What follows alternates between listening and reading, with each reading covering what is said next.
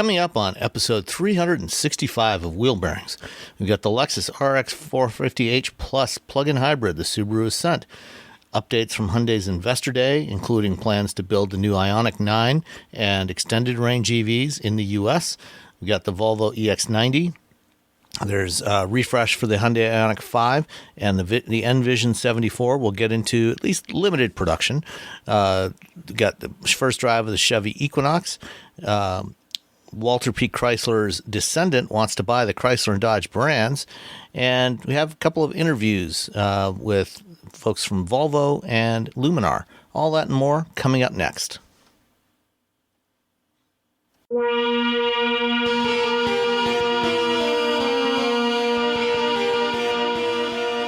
This is episode 365 of Wheel Bearings. I'm Sam Nicole from Guidehouse Insights. And I'm Nicole Wakeling from CarBuzz. And sadly, we got a note from Robbie this morning that he's not feeling well and his voice is shut, so he's not with us. So we have no Robbie this week, so hopefully he feels better and he's back with us. Yep, next I time. hope so. Yeah. Especially, hopefully, especially feels better before he has to do his next SAE podcast. Oh, yeah. We'll hear in the podcast, I am Roberta Baldwin. We'll know then how bad it was. Yeah. Anyway, what have you been driving, Nicole? I have been driving the 2024 Subaru Ascent, which was kind of fun. So 3-row SUV, and it was neat. So I happened to go out to dinner last night with my brother-in-law and his wife. And they're like, oh, we're taking the Subaru. And I don't know what they thought, but it was just like, oh, we're going to take your Subaru. Like, because we normally take the press car. But they got inside and both of their reaction, and this is the Touring, which is the top, I believe, the tippity top trim of this. I think it's the top. I have it in my head that it is. Anyway, they said the first thing, they said like, oh, this is nice. Like, I don't think this is a Subaru? Right. They literally did that. They're like, oh, this is nice. And then Susan sits down. She's like, oh, they have the fancy chairs. That would be captain's chairs for the technical thing. This is great. Oh, this is nice. Oh, I really like this. They were really impressed. So it was I thought it was interesting. And I just wrote a story for this for CarBuzz, and I did a comparison piece with the Honda Pilot. And the next words out of my brother-in-law's mouth, oh, so this is like the Pilot of Subarus. Matter of fact. Yes, pretty much. Pretty much. Good call, John. So they actually pegged it as that, but they thought it was really nice. They both really liked it, and they were very excited that there was a charging port on the back of the center console because her phone was dead. And she's like, can I plug in my phone? I'm like, right there. She's like, oh my gosh, I can plug in my phone here and I can charge. So yeah, it was, but I thought it was neat that their impression, because they probably haven't been in one. I don't think I'm having to go out with them when I've had a press car. They're very impressed with it. They thought it was really nice. And I'm like, good job, Subaru. You out Subaru'd Subaru. Like, it looked better than what they thought. So I thought that was a good thing. So 3-row SUV, it's only been around since 2019. So it's new-ish, I would say. Yeah. I mean, they had a bigger utility back in the early 2010s, the Tribeca. Mm-hmm. Which was not a huge success. I think was there a gap between the Tribeca and the Ascent? Like there was a gap. I think Tribeca was gone and then Ascent came up. I think there was a gap in the middle. I don't know how far, but I'm pretty sure there was a gap. Because I think as I remember when this came out, it was like, yay, we have a 3-row from Subaru. Like, we didn't, you know what I mean? So it was a big deal. One of the other big deals is funny. There's 19 cup holders in this thing. 19. and only a maximum of 8 seats, so two cups for everybody. 2 cups for every person. So I feel like your biggest problem with the cup holders is not finding one, but remembering to take the kids' sippy cups out. So whatever is in there is not a science experiment when you find it in a week. Like, that could be your biggest challenge. So I like the Ascent. I think what Ascent does well is that, it's very Subaru. It looks better than expected for people who aren't familiar with the brand on the inside. It looks very Subaru on the outside. I am totally honest in that when I look at a Forester and an Outback and an Ascent, if you didn't have them like sitting butt end to me so I could see what the badge was, I do that like, wait a minute, what one is this? Like, they all look very, very similar. You talk about brands where the design is similar versus different. Like, if you look at the Santa Fe and you look at other vehicles in the Hyundai lineup, or if you look like in an Ioniq 5, there's differences. Like, the Hyundai vehicles don't all scream Hyundai when you look at them. Subaru, no doubt, you're looking at a Subaru, which I guess is a good thing. I mean, it appeals to the people who buy it, and it keeps it sort of a consistency within the lineup. As far as driving it, it's It's good, but I'm not thrilled with how it drives. It's got a 2.4-liter turbocharged engine. It has a CVT. The CVT is a little bit. Oh no, wait.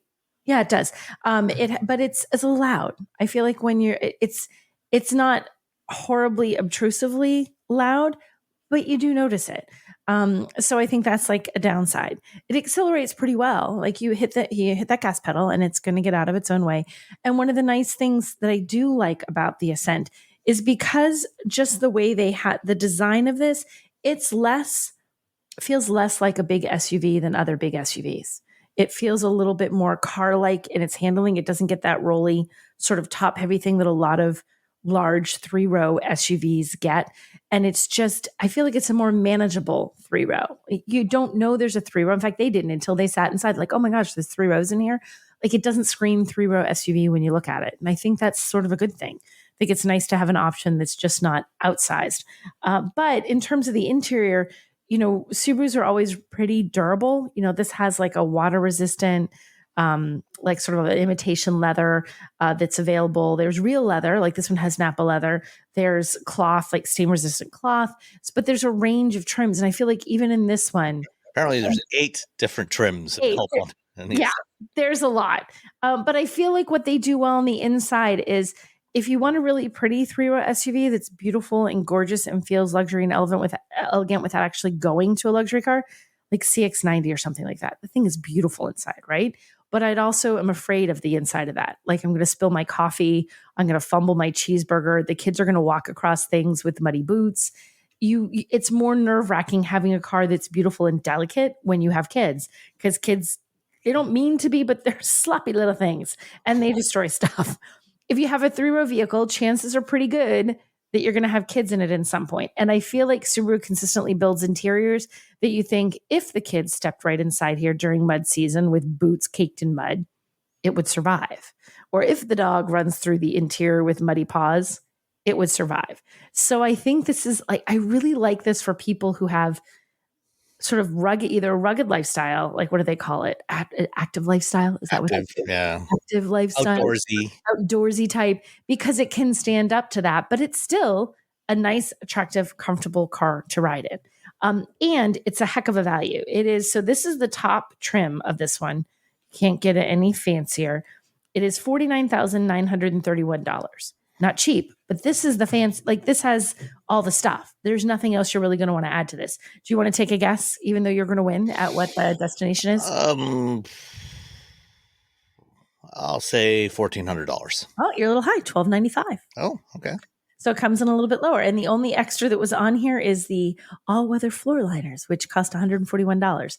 So that $49,000 is pretty much everything. And that puts it in the same ballpark as, other upper mid-size 3 rows like the Pilot and the Telluride. Right. And it does. It puts it in that price range. And what it does do, though, and I think they're changing it up this year. There's a base trim of the Ascent that is disappearing for 2025, I believe. I think they were killing one trim. So the vehicle gets a skosh more expensive, like $200 a trim or $300 a trim, but you lose the base trim. So in effect, your cheapest Ascent is now considerably higher. Do you know what I mean? Yeah. And looking at it, it looks like there's about let's see, for 2024, there was a $2,600 difference step up from the base to the base 8 passenger to the premium 8 passenger. Mm-hmm. So you're looking pretty good jump in price. Although I suspect, that not many people actually bought the base trim. I mean, that's typical. Well, and that was actually when the story I read about it, that literally is exactly what happened. Subaru's like, well, we're responding to our customers and our customers aren't buying that. So why? So for the difference between 24 and 25, there was a base trim this year that starts at, I think, about $35,000. It's gone. So now the premium 8-seater will be will be the new base trim, and it starts at $38,700. So you take a little jump. It's still an affordable price, but just losing that, if you were someone who's looking for a really inexpensive, don't care about all the bells and whistles inside your Ascent and you were thinking about it, buy it before your 24s are gone, because you're going to have to pay for the premium, which gets you more features. It's still a great value, but you just can't get it as cheap. And that's like 6, 7, 8. It's no, I guess it's a bigger increase. 36,995 for 24, and it's 38,795 for 25. So it seems a couple hundred. It's more than that. So it takes it's about but a little more than $2,000. So it's a jump. So they shifted things around, and they do put next year, like for 25, because we're getting close to 25. So it matters. Like it's September 1st as we're recording this. They're adding another top trim. So it's funny. They drop the bottom and they add a top. It's an Onyx Edition Touring. And that one is going to be $49,995. So it's a little bit more than a couple $1,000s more than the regular Touring. So your pricing changes up on this. I still think even with that new pricing structure, it's still a good deal. Like you have standard all-wheel drive. It's not like you're going to have to pay an extra couple thousand on top of any of those figures to get all-wheel drive. You've got great handling. They have they have the dual X mode, dual function X mode on the top trims, which is a few more options as far as, snow and mud and such. It is a little bit rugged. Like you can go off-road. I mean, this is not Rubicon Trail off-road, but it's going to handle mud and muck. And if you're living in New England, where I feel like Subaru and Jeep are our cars of choice because of New England weather, you're going to be, in good shape getting through the muck that happens from January until March in any place that it's really snowy. So I like the Ascent. My only criticism, it's not especially powerful. So it gets out of its own way, but it's not aggressive. If you really like that aggressive, strong performance, you're not going to get it. And it's a little bit loud that you hear that CVT is not quiet. It's not quiet. So you do hear it. And it's not like it was back in the day, but it is still not like, I think there's a 10-speed auto in the Honda Pilot that keeps things a little quieter. This had a little bit more racket to it, but overall, I like the Ascent. Okay. Yeah. Well, I had the 2024 Lexus RX450h Plus. Mm-hmm. So on the previous generation RX, the RX450h was just a regular old hybrid. Mm-hmm. On this current generation of RX that launched 2 years ago now, the regular old hybrid is now the RX350h, because the old RX450h had a V6 engine and the hybrid. Now the regular hybrid has the 2.5 liter naturally aspirated 4-cylinder and a hybrid system. And then they have the RX500h, which has the 2.4 liter turbo and the hybrid with the 6-speed automatic instead of the eCVT. And then the 450h Plus is the 350h plus. The Plus is a bigger battery That's totally and a plug. I followed all of that. Yeah. So this is the plug-in hybrid version of the RX450h. And the plug-in hybrid system in here is exactly what you will find in the in the RAV4 Prime. So it's the 2.5 liter 4-cylinder naturally aspirated, the eCVT on the front axle, plus an extra electric motor on the rear axle to give you all-wheel drive. So a total of 304 horsepower. And then in addition to that, there is also an 18.1 kilowatt hour battery pack. And on on this one, with this battery pack, it is officially rated by the EPA as being able to get 37 miles of range on a full charge of the battery, which is a few miles less than what you get with the RAV4, because this has more luxury features on it. It's a little heavier, slightly longer than a RAV4. But in my test, my usual drive loop that I do with these kinds of plug-in hybrids and BEVs and stuff, I actually managed to go 39 miles before it finally kicked out of the EV mode and reverted to standard hybrid mode. So you're looking, some depending on your driving, where you're driving, how you drive, somewhere between 35 and 40 miles of range on a charge, which, again, as we've talked about before, for the vast majority of people, if you get one of these, you plug it in each night, you start with a full battery in the morning, you will probably be able to get all of your daily driving done without using a single drop of gas, except for the occasional time, a few times a year, when the vehicle will start up the engine anyway, just to circulate the fuel, so that over the course of a year, it will try to use up, the full tank of gas, so the gas isn't in there indefinitely and going stale and causing bad things to happen to your engine. But that's fairly trivial. Plus, they want to circulate the oil and things like that. Just make sure things keep flowing. But for the most part, you're going to be able to do all of your daily driving on electricity alone. The amount of performance you get from this, when you're in EV mode, is because this is a plug-in hybrid. It's not an extended range EV, so you don't have the full electric propulsion power that you might expect in EV mode, but it is more than adequate. They don't actually list the amount of power you get from the electric motor, but the engine, the 2.5 liter, I think generally produces, let's see, in this form, in the Atkinson cycle form, they don't see that. They don't list the power. They only list the combined power of 304. But it's going to be somewhere around probably about 125 to 130 horsepower electric, which is, so you're not going to win any drag races in EV mode with this thing, but it's adequate, to accelerate away from traffic signals, to merge with traffic. I drove it, did highway driving, I did city driving, or suburban driving, rural driving, and it actually felt just fine in EV mode, because you've got all that extra torque down low. It's not, you're not really going to feel like you're particularly underpowered.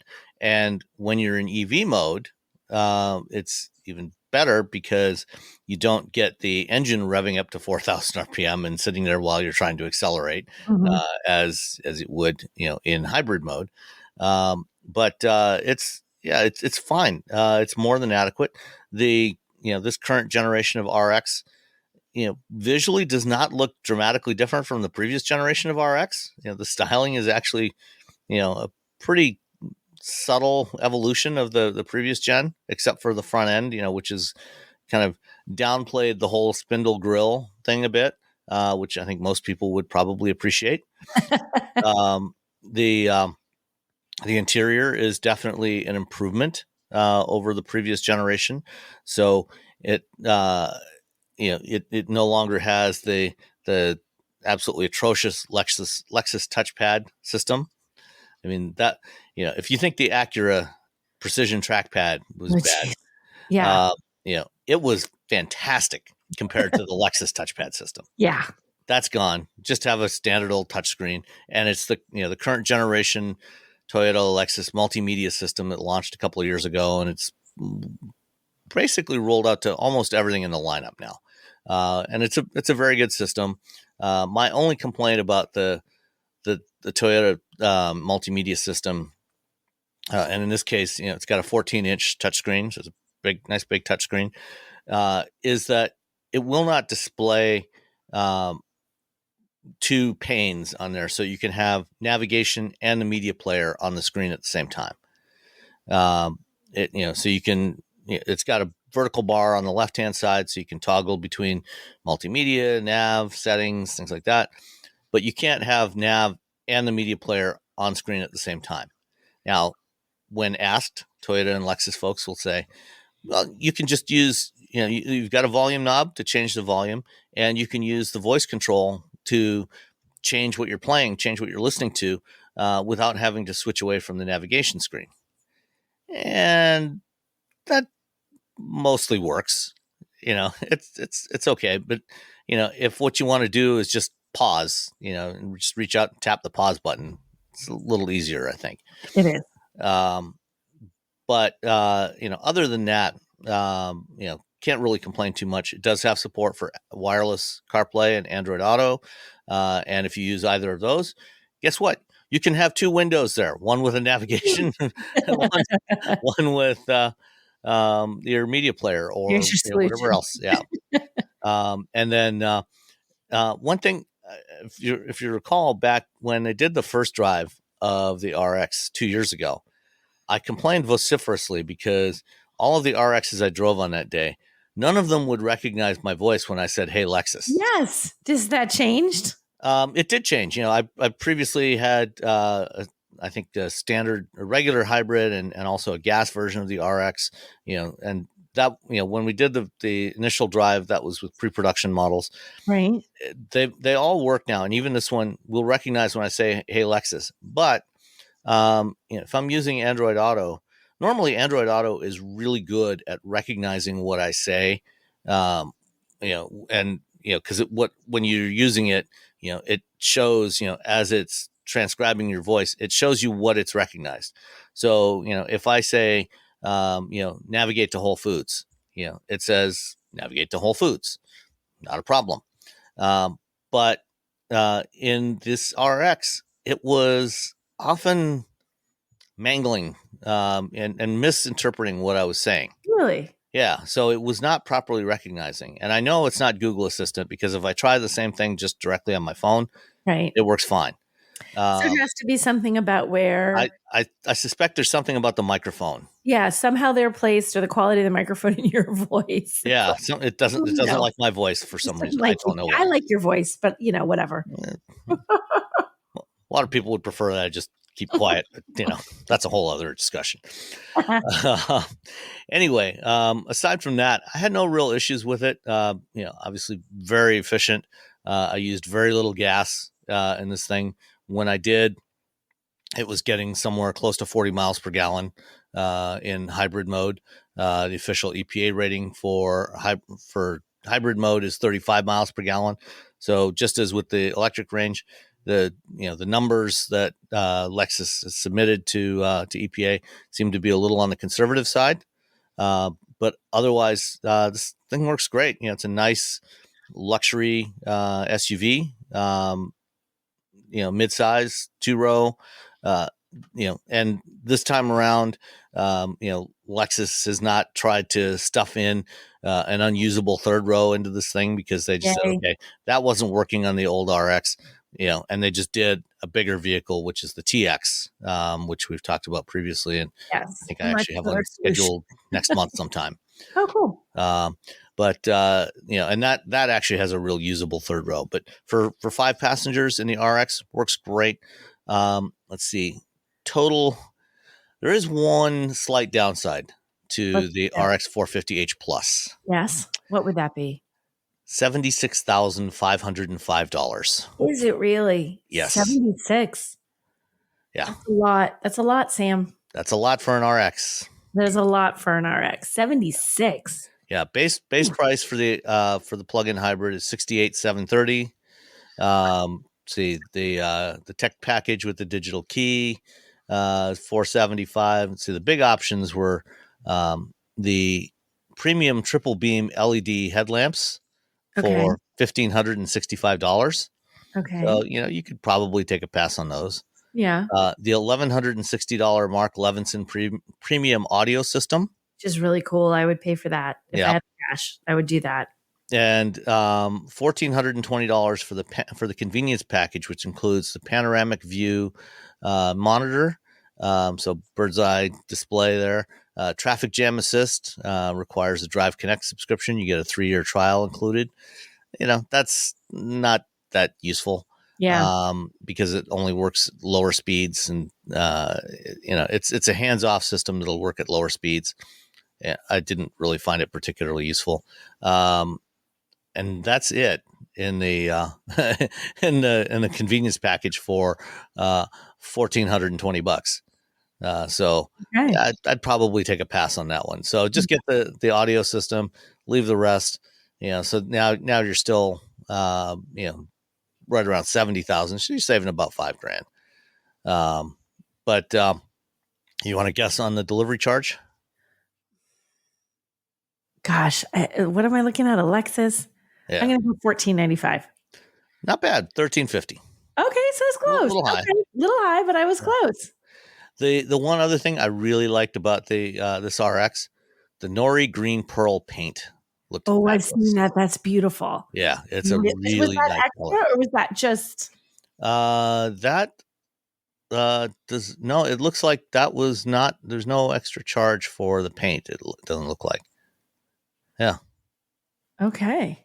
So that might be, this was also the Lux. So I'm not sure about the trim levels on here, but there doesn't look like there was any extra charge for the paint. Oh, well, that's nice because that is a really pretty paint. I like Yeah. that paint. Yeah, it's very good looking, especially in the bright sunlight. Looks really great. Very good. But some of the other, there were some other features on here that actually, and that I've had on other Lexus and Toyota vehicles that were really good. They have the front cross traffic alert, which is a really nice feature to have. And this one had the heads up display. So if you're at an intersection, we're used to rear cross traffic alert when you're backing out of a parking space and the radar sensors are looking sideways. And if there's anybody coming down the aisle, it'll give you an alert. This is the same thing, but on the front end. So if you're at an intersection where maybe you have limited visibility, the radar sensors might be able to see and tell you if there's anybody coming, and it'll give you the alert. It'll show an arrow in the heads up display and also in the instrument cluster of where other vehicles are coming from. So helps you out there with better situational awareness. What else? I think that was the main thing. Okay. The rest, it's just a really nice premium vehicle, just a little on the pricey side.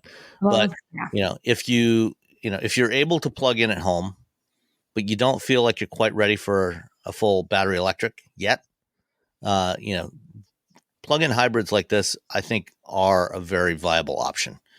Because you can get the experience of driving electric every day, and then when you do need to take a longer trip, then you have that that fallback position of it just being a very efficient hybrid as well.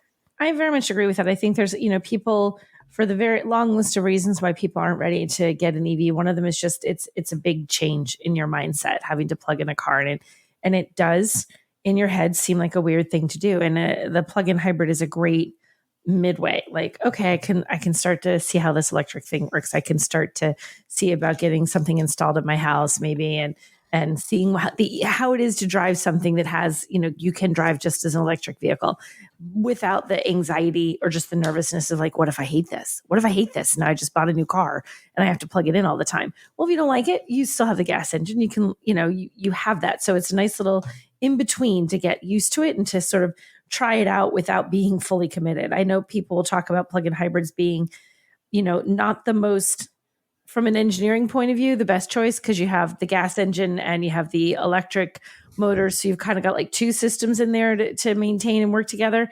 But I still think it's a great, take that out of the equation. It's a great option just from a consumer point of view to try living with an electric vehicle. Yeah. And, again, I warn you that if you don't have someplace where you can plug in, then please don't buy a plug-in hybrid. Yeah. Don't waste the money. Don't waste the resources of building a bigger battery. If you're not actually able to plug it in on a daily basis. Right. If you can, great. If you can't plug in, just get the regular RX plug-in or the regular RX hybrid, because that, is basically the same thing.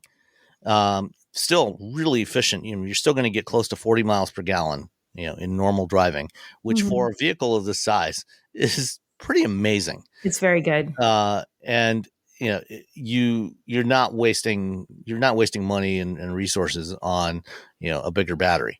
But if you can plug in and you're interested in, taking that first step, the stuff like this or the RAV4 Prime, Prius Prime, or, many of the other plug-in hybrids that are out there, great first step to get you used to plugging in. Give it a shot. Yeah. That's a perfect way to try. And just confirmed, the Nori Green Pearl is not an extra cost option. It's the same price. It's such a pretty color and such a different color. It feels like one of those, you'd be like, yeah, that's an extra It, 500 interestingly, the one that is extra cost, Yeah. eminent white pearl.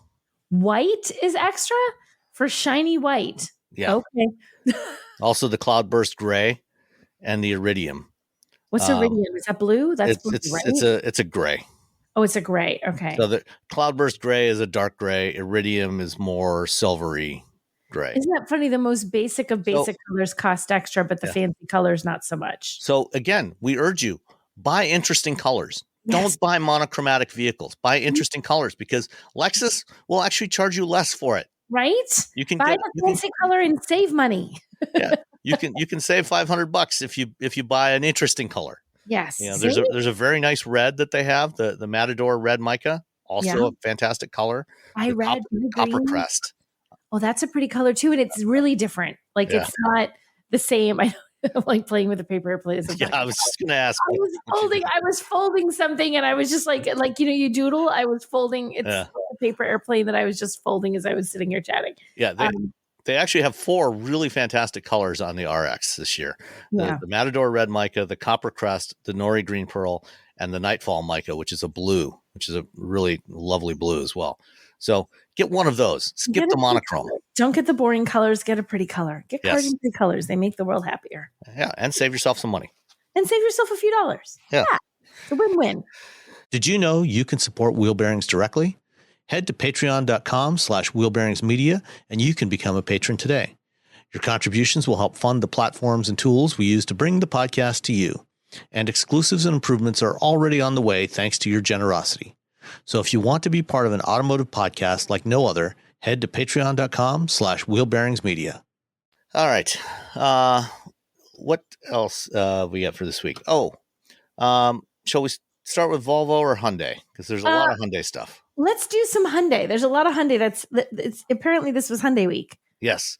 Did you go out? You didn't go out to Los Olivos, did you? No, I did not. All right. So there was a couple of things that happened past week. There was a drive program, and can't quite tell you about all of that stuff yet. The embargoes on that. We'll talk about the drive impressions on those vehicles next week. But the day before I was out there to drive, Hyundai held an investor day in South Korea, announced a whole bunch of stuff. And then while I was in California, they also announced details on the 2025 Ioniq 5. So let's start with the Investor Day stuff. Okay. I'm going to click on the right link. There's 85 Hyundai links in our show notes. So on the Investor Day, there was several main themes that they talked about. First of all, Hyundai is not, unlike some other automakers, most notably Ford, Hyundai is not backing away from their EV strategy. They still are targeting selling 2 million EVs by 2030, and also growing their overall sales to over 5.5 million units by 2030. Wow. That's a 30% increase from last year, just to give that 5.55 million. How much more is that? 30% more than what they sold last year. So 30% increase in 7 years. Yeah. So they're targeting, they're already a top 5 global automaker. And I think they're targeting being top 3 by 2030. So they're still doing all the electric stuff.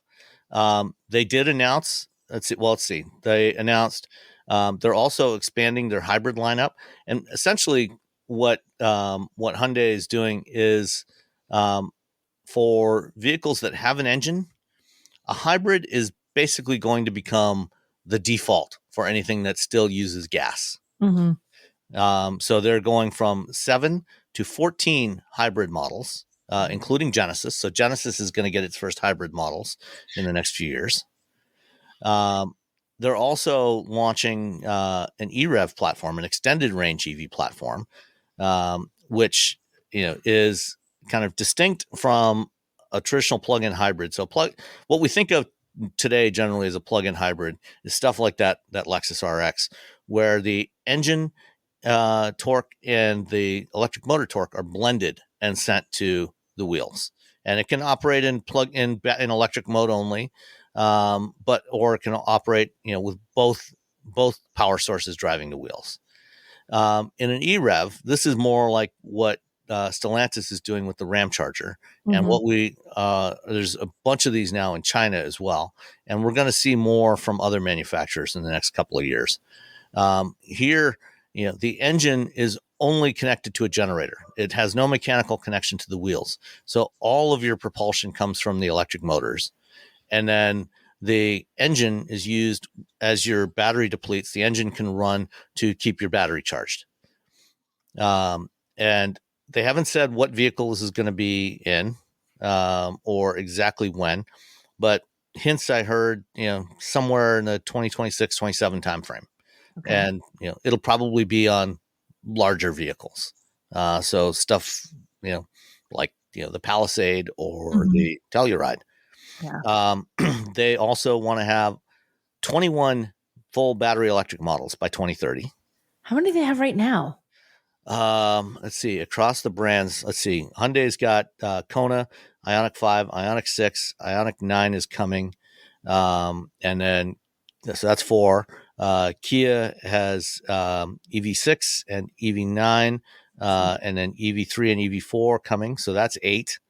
Yeah. And the Niro, that's 9. Oh, Niro, yeah. And so that's the 9 altogether. And then 2 from Genesis with the GV60, or 3 from Genesis, GV60, GV70 electrified, and G80 electrified.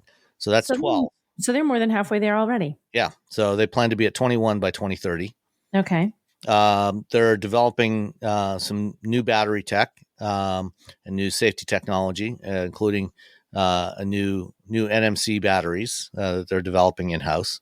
And one of the things they talk about in here is, I think it was with the, possibly with LFP batteries. I don't know if it was with NMC, but adopting cell to vehicle architecture. So this is like what BYD is doing on the Seal, where there's not actually a separate battery pack box. Essentially, you've got an indentation in the floor pan of the car. You put the cells in there, and then you put a bottom plate on it, and that's it. And so you can pack in more cells in the smaller space and get more range out of it. So they're going to be shifting to that. That lowers costs, improves range, makes the whole thing more practical. Yeah, that's a good thing. Yeah. Interesting. I think it's neat that I think they have a good strategy. I like this sort of. But, it's interesting, the electrification thing. It's not, I think there's this initial sense of like everyone's going to have an EV and every other kind of potential propulsion system is gone, just straight up electric vehicles. And that's not really what they're doing. It's electrification, which is a little different than purely electric, Yeah, they're adding some, some electric propulsion to everything they build. Yeah. And they already have, probably apart from Toyota, I think they probably already have more hybrid models than anyone else anyway, certainly in the U.S. market. Probably that seems about right. Yeah. They offer hybrids in a lot of their models already across Genesis or across Hyundai and Kia. Yeah. And, they're adding Genesis to that, adding additional models. So, everything that doesn't have a battery only is basically everything's going to have a battery and electric motors to varying degrees. Yeah. And then they're also continuing their focus on automated driving as well. So Hyundai is 85% owner of Motional, which is a company that is developing automated driving systems. And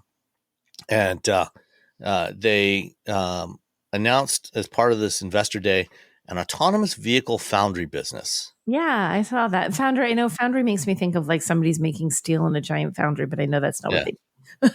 So the way I read this, and I've reached out to Hyundai, and they're not ready to talk in more detail about this yet. But my understanding of this is what they want to do is build vehicles that have the hardware for automated driving capabilities, so all the sensing, the compute, and everything, so that companies like Motional and others can take advantage of those and develop their automated driving software on those platforms. So you'll have all of the redundancy that you need, all the safety stuff that's needed in there, and still be able to, and just sell these, so that others can put their software in it. Which should be neat. I mean, that's an interesting way to expand on the business and to provide something that not everyone's going to be able to develop as easily on their own. If they develop it and it works and others can benefit from it and they can make some money from it, then why the heck not? Yeah. And in a way, Stellantis, actually, while it was still Fiat Chrysler, was one of the first to do this with the Pacifica plug-in hybrid. Right. Waymo back in 2016 bought a bunch of Pacificas from FCA and used those, as their second or third generation development platform they were using those also, as they launched their robo-taxi services in Arizona. They've now phased those out in favor of the Jaguar I-Paces, and then soon adding in the Zeekr little robo-taxi vehicles. But after FCA worked with Waymo to develop the first iteration of that, because what Waymo had originally wanted to do was just buy a bunch of vehicles directly from FCA instead of buying them one or two at a time from local dealers. They went to FCA and said, "Hey, look, we want to buy a whole bunch of these. Can we do a deal?" And so they worked with their fleet operations and bought a bunch of them. And FCA said, "Okay, well, if you're going to buy a bunch of these to use in this way, instead of you having to go in and hack every one of them and tap into all the wiring harness and everything, we will work with you and develop, do the hardware integration for you." So they developed a custom wiring harness that they put in on the assembly line that didn't have to be modified by Waymo. It was just, a lot more plug and play to put in their sensors and their computers. And they added the redundancy, so redundant steering, redundant braking capabilities to provide the safety factors that were needed for an automated vehicle. And then they started offering that to other companies doing the same thing. So a bunch of companies, including Motional, before they got their Hyundai vehicles, Aurora Innovation, AutoX in China, and quite a few others were getting these AV-ready Pacificas. Toyota also offers a version of the Sienna, basically the same thing, the Sienna Autonomous, that they offer to companies that want to do AV development. So it becomes basically plug and play. And I think that's what Hyundai is doing here. But I think Hyundai is planning to do it, as the technology is becoming more mature. Hyundai is intending to do this at more scale. So Chrysler and Toyota were doing this, for hundreds to low thousands of vehicles. Right. I think Hyundai wants to do this for tens of thousands to hundreds of thousands of vehicles. The scale is much larger. It's, the application. Yep. And I think one of the vehicles that we're going to see used for this at CES this year, Kia showed off a range of commercial vehicles. They including a smaller, sort of a mid-sized van type of vehicle, smaller than the Pacifica, called the PV5.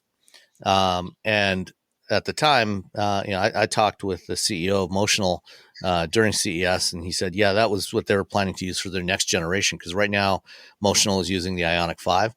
They were planning to use the PV5 for their next generation vehicle.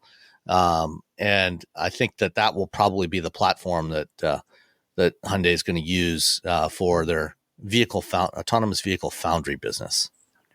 Makes sense. Yeah, that seems sensible. And they're also doing a lot more with software-defined vehicles. They talked about something called an SDV pace car equipped with high-performance vehicle computer in 2026. Not entirely clear what all that entails. We'll see. This is like the thing is with these days like this, like there's just enough detail to make you sort of say, "What? That's so cool. What else?" No, I reached out. They haven't said if they're willing to talk in more detail about that yet. Yeah. So hopefully we get something. And then continuing with their fuel cell stuff that they're doing, expanding the fuel cell system lineup, and a lot of focus on commercial vehicles there. And I don't see hydrogen fuel cell taking off here anytime soon. not for consumer vehicles. For consumers, no. Like No. as a fleet solution, possibly, but not as I just don't see it. It feels like one of those dead in the water things. It's not happening. Yeah. Although, Nickel is starting to gain some good traction with their fuel cell trucks. I think they've delivered about 250 of them now. Yeah. And they've got several fueling stations at various depots and ports and things like that. Hyundai has, I think, 36 of their Exient fuel cell trucks that are running near the Port of Oakland. Okay. Toyota's got a bunch that are running in Port of Long Beach and Port of LA. I think we're starting to see some traction for heavy duty fuel cell. For longer haul vehicle electrification with tractor trailers. Yeah, consumer vehicles, no, it's not going anywhere. Not going to happen. Yeah, no time soon is that going to change. Yeah. Any other thoughts you got on the Investor Day? No, but I think it's interesting to see, because I feel like you were saying how Hyundai's aiming to be what, top 3. You think it's interesting to see, like, okay, this is our big picture of how we're going to get there. I'll be curious to look back at this kind of thing, in 3 to 5 years. How close are they going to come to hitting these? Because these are always, some of this they'll hit, and some of this is amazing, and other stuff is not going to happen. Nothing comes through exactly the way the OEM spec'd. So it'll be interesting to see how much of this comes to fruition in a few years. Yeah. I did find a little more in here on the EREV, the extended range EVs. It does say that they plan to begin mass production of the EREV in North America and China by the end of 2026. That's not that far. No. And, among the things that they said, that they also announced on Wednesday, was that the Ioniq 9, which is their equivalent to the Kia EV9, so a 3-row SUV, will be produced in their new plant in Savannah, Georgia. That vehicle is launching in 2025. It says for the EREV, the company will initially launch D-Class SUV models of Hyundai and Genesis brands. So it could be that there will be an EREV version of the Ioniq 9, and also a Genesis equivalent of that, which we haven't seen anything yet, but will presumably be something like a GV90 for that's electric for Genesis. What else we got in here? A lot of Hyundai information in that little CEO day. Yeah, there was definitely a lot, and also really a lot more focus as well on more affordable EVs. We've already seen the EV3 and EV4. Those are coming soon. And I really think that's really important too, because a lot of folks who are interested in EVs look at the price of the one that they want, and the options are out there. And if it's just too much, it puts us out of your budget. Even if you're really interested in trying to go electric, if your budget is 35 and the EV that works for you is 65, it's not going to happen. You just can't do it. And they're Hyundai Motor Group is definitely targeting $30,000 and under EVs as well. And my guess is they will be probably the first to offer something really viable and appealing at that price point. I wish that Volvo had come through with the EX30 over here. Yeah, well, it's still coming. It's just I know, but not till next year. Yeah, I'm making it sound like it's canceled. I wish they managed to get that over here when it was supposed to be over here. Yeah. Like last year, I think it was supposed to be over here. So we're way off on that. And I understand it's market conditions and such that make that happen. But it's like, oh, that was a good one. People would have liked that one. And you went to the New York show, right? No, I did not. Oh, okay. For this year, no, I didn't. Okay, so you didn't see the GV60 Magma concept that they showed? I saw pictures of it. Yeah, I did not see it live and in person. Yeah. Well, that will, according to Hyundai, that will open a new chapter of high performance luxury by providing high performance models that maximize quality and performance. So this will be, Genesis version of the N brand. And N brand will also continue to expand its high performance EVs. So, the GV60 Magma is coming to production. And we will almost certainly see other Magmas from Genesis Yeah, over the those are next several years. I'm excited for those because I think that it's probably going to be stupidly fun to drive those things. Yeah. I've driven the Ioniq 5N briefly and got it coming for a little more time in a few weeks. Definitely a lot of fun to be had there. Yeah, I agree. All right. Let's see what else. Okay, so let's Want to switch companies? yeah. Well, no, let's do all the Hyundai stuff. Okay, so what else do we have? Tell us about the Envision 74. Oh, so we have the Envision 74. So this was also something that was mentioned, kind of, sort of, in the course of this CEO Investor Day. So the Envision 74 concept came out, I want to say about 2 years ago. I think it's 2 years ago. Yeah, December. I think it was 2 years ago in Goodwood or somewhere. So we're about 2 years out from that concept. And since that time, it has been the most would they or will they or won't they vehicle ever. We're not going to build it. We are going to build it. Well, maybe we'll build it. No, we're definitely not. Absolutely, we're not producing this. We'd love to produce this. Well, it was listed in the CEO Investor Day. They had, when they were talking about their plans for all the new models by 2030, the Envision 74 was on the list as actually happening from this little event. So as of how many days ago, they are making it. It didn't go into exactly what it would be. It was listed as a high performance EV. So we don't know what that means. Now the concept was a hydrogen vehicle. It had 679 horsepower, 633 pound-feet of torque, depending on the source that you look at. I swear to God, even in Hyundai stuff, the numbers change, but you get it.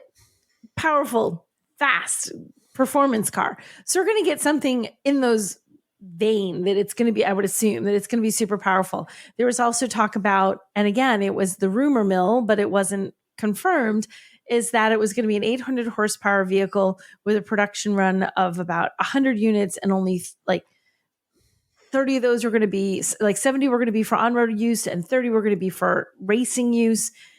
There's all these rumors. So really all we know is it's coming. Yay. What is it? No idea. But I think it's cool because I really hope it looks like what the concept looks like. Like it borrows like around the headlights, the sort of little square design that you see like in the pixel design. 5.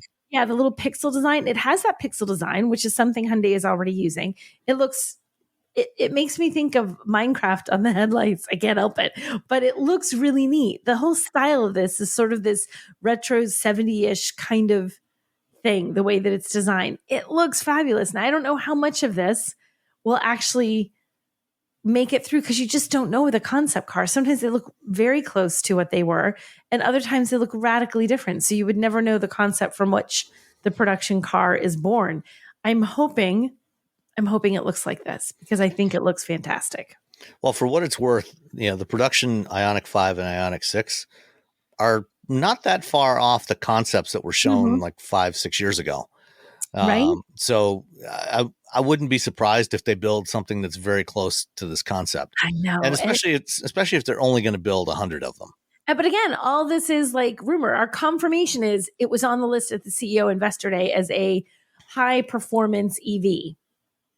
That is literally the entirety of the confirmed. Everything else is like, we'd like this. We speculate that. We think maybe.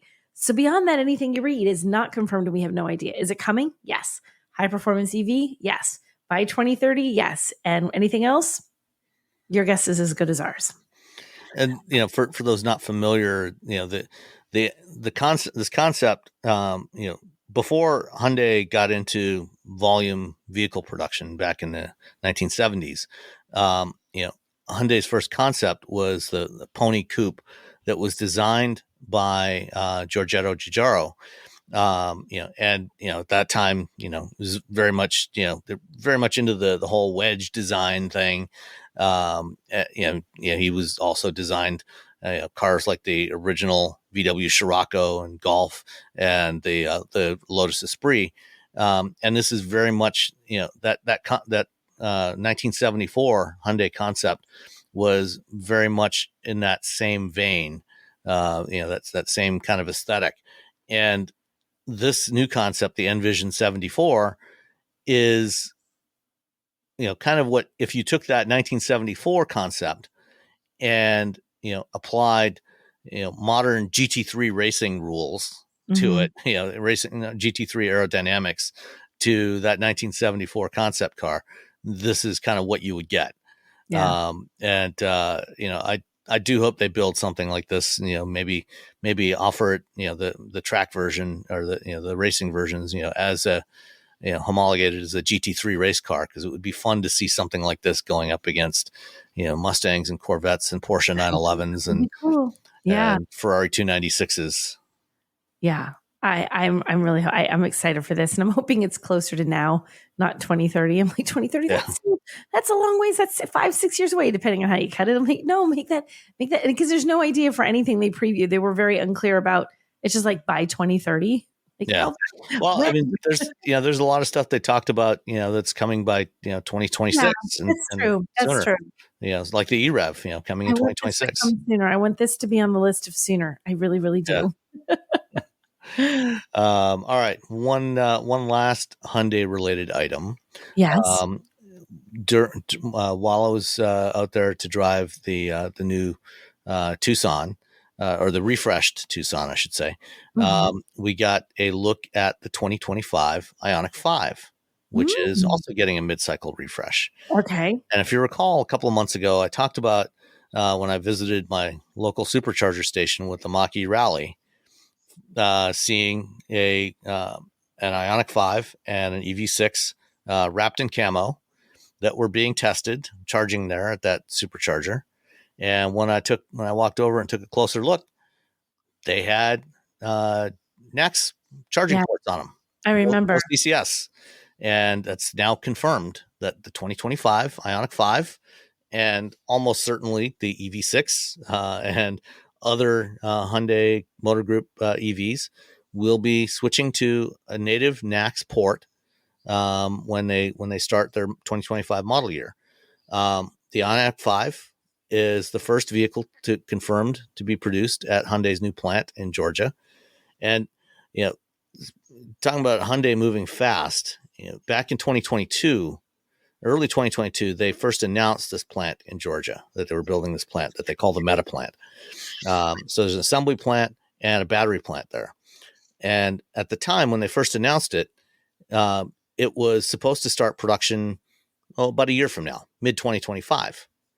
Well, when the IRA was passed that summer, Hyundai, within a couple of weeks, announced, yep, we're going to pull ahead construction of that factory.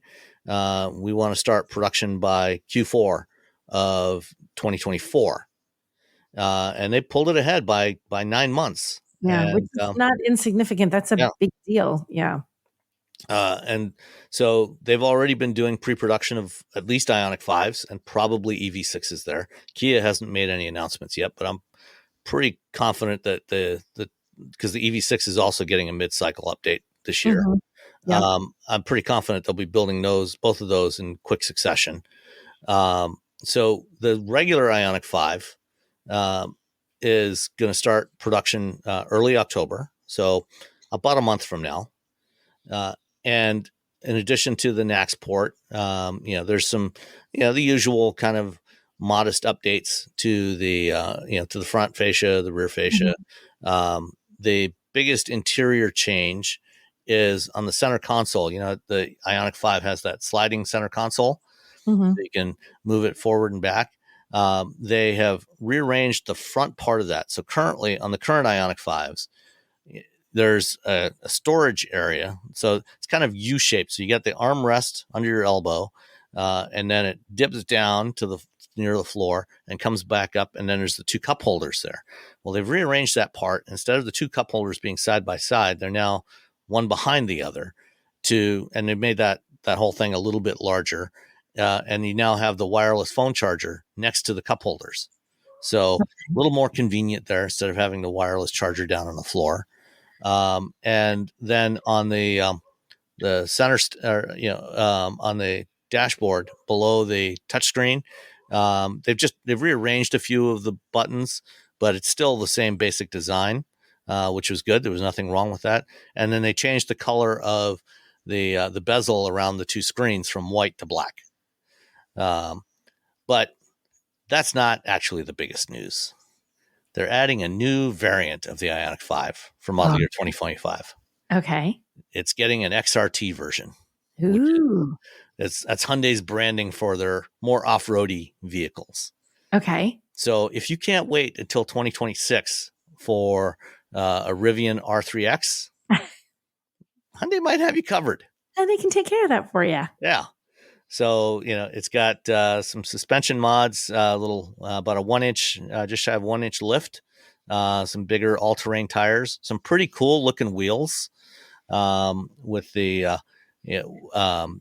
openings in the wheels are square, like the pixels, so you got that whole pixel aesthetic now applied to the wheels that, looks pretty neat. And then different front and rear fascia. And again, it's done in black plastic on the front and the rear. And on the front bumper, you've got the embossed pixels in there. It's got recovery hooks with like a 5,800 pound capacity. So, if you do manage to get it stuck somewhere, or perhaps if one of your friends gets stuck and you need to help them out, you can hook up and pull them out. Then the other thing is, and I was talking to one of the designers, one of the neat elements of this black plastic, so you get the black plastic front and rear bumpers and the cladding around the wheels. On most vehicles, when they do that, it's usually just smooth black plastic, not very interesting, just unpainted plastic. What the Hyundai designers have done is they have got one of these digital camouflage schemes that you've probably seen, and that's embossed on all of that black plastic. So it's got some texture to it, and when you look at it, when the light hits it, you can see that camo theme on there. So it gives it a little more interesting look to it. And then for all of the Ioniq 5s for this year, they get a battery upgrade. So they go from let me make sure. Let me double check this to make sure I got the right numbers here. They go on the standard version. The standard range version goes from where the heck is it? Reports. Oh, here we go. From 58 to 63 kilowatt hours. Okay. And then the extended range versions go from 77.4 to 84 kilowatt hours. Will that be did they give you a range difference? Yes. So the 303 mile range for the rear wheel drive models with the extended battery now goes to over 310. So they're still waiting on the official numbers, but they said it'll be at least 310. Okay. And the standard range goes from 220 to 240 miles. Which makes it considerably more useful. That's a big, it's like it's the extended range. That's a little bump, but that's a big deal. Yeah. And then the all-wheel drive versions will go between 250 and 280 plus miles. Okay. So that's nice. So between 10 to 20 miles of extra range. Yeah. Which is always a good thing. And the battery chemistry is the same as before, but what they've done is re-architected the battery pack, the internals of the battery pack, so they're able to put more cells in there. Okay. So a little better packaging efficiency. Okay. No word on pricing yet. One interesting detail, with the Fords and the Rivians that now have support for the Tesla charging network and have adapters available. With those, the adapters only work for DC charging. So, the way they're set up, they only have the wires going through on the two big ports for DC charging. So you cannot use those adapters for AC charging. So you can't plug in at a Tesla destination charger, which a lot of hotels and restaurants and stuff have those. There's almost 5,000 of those around the country. Oh, that's kind of a stinker. Yeah. There's 4,800 locations with destination chargers, 12,000 chargers. Okay. However, because the NACS port is native on the Hyundais and is there for everything, they will work with destination chargers. And those work at up to 20 kilowatts in many cases. All right. So it'll be the first non-Tesla vehicle that can use destination chargers. Very, That's very very handy. cool. That's a big deal. Yeah. That's a big deal. Yeah. On the XRT, it's getting the same all-wheel drive setup as regular Ioniq 5s now. So that means 320 horsepower from the two motors. So not yet the 640 horsepower of the 5N, but talking to a couple of Hyundai people, they said, there's no reason we couldn't do that. And saying we are or we aren't, but I mean, nothing has been approved for production in terms of a 5N XRT. But he said, I wouldn't be the least bit surprised if the N team over in Korea has a couple of mules running around with the 5N drivetrain in the XRT. So that could be good for a few laughs. That would be your real R3X competitor. Yeah. 640 horsepower off-roady Ioniq 5. I would take that. Yeah. That would be a fun car to drive.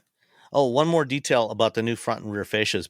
Part of what they were doing there with the combination of the extra ride height and the recontouring of the front and rear end, the approach angle for, so if you are going off-road, I mean, this is not going to be a Wrangler or Bronco style rock crawler.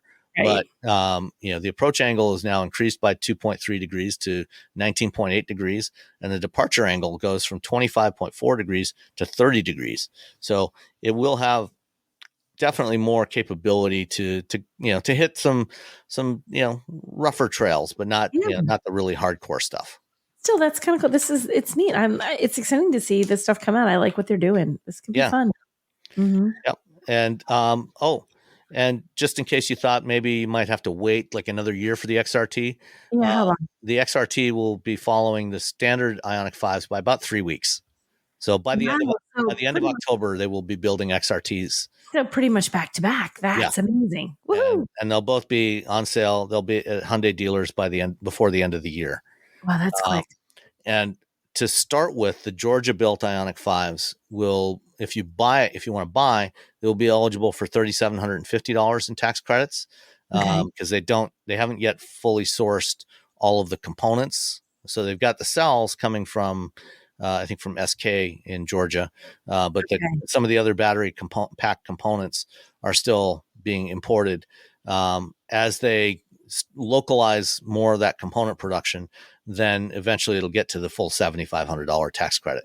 So if you held on for a bit, potentially, or if you want to lease, you can get the $7,500 right away. Okay, that's pretty neat. That's exciting stuff. Yeah, so that's the updated Hyundai Ioniq 5, and except for the XRT stuff, probably all of that will also apply to the EV6, and I would the Ioniq 9, which is going to be built in Savannah next year, is also getting the NACS port. So it's good stuff. That's very good stuff. Yeah. Exciting stuff. Yeah. I think that's all the Hyundai news we have for this week. I know. I literally just looked like, is there more Hyundai or is that it? Welcome to the Hyundai podcast. All right. Let's talk about the Volvo EX90. Okay. I'm ready. All right. So Volvo EX90. So I'm kind of excited this one's actually here because like I was just saying, the EX30 has not quite made its way here yet, but the EX90 is making its way here. Although if you look on the website, did you look? If you try and build one now, it says I looked Friday. It was telling me 4 to 8 months. So I don't know what's that all about. But the EX90 is their 3-row SUV, and it's a fully electric vehicle. I was really pleasantly surprised by how much I liked this. I didn't think I would dislike it. I mean, we both did the first drive, Sam, so it was you got your first taste of it. It's not like either one of us spent a ton of time in the vehicle. You're just spending a day. They intend this to be like the flagship of the Volvo lineup. It has all-wheel drive. There's two different two different power variants. I'm going to say engine till my dying day because I've said it for so long.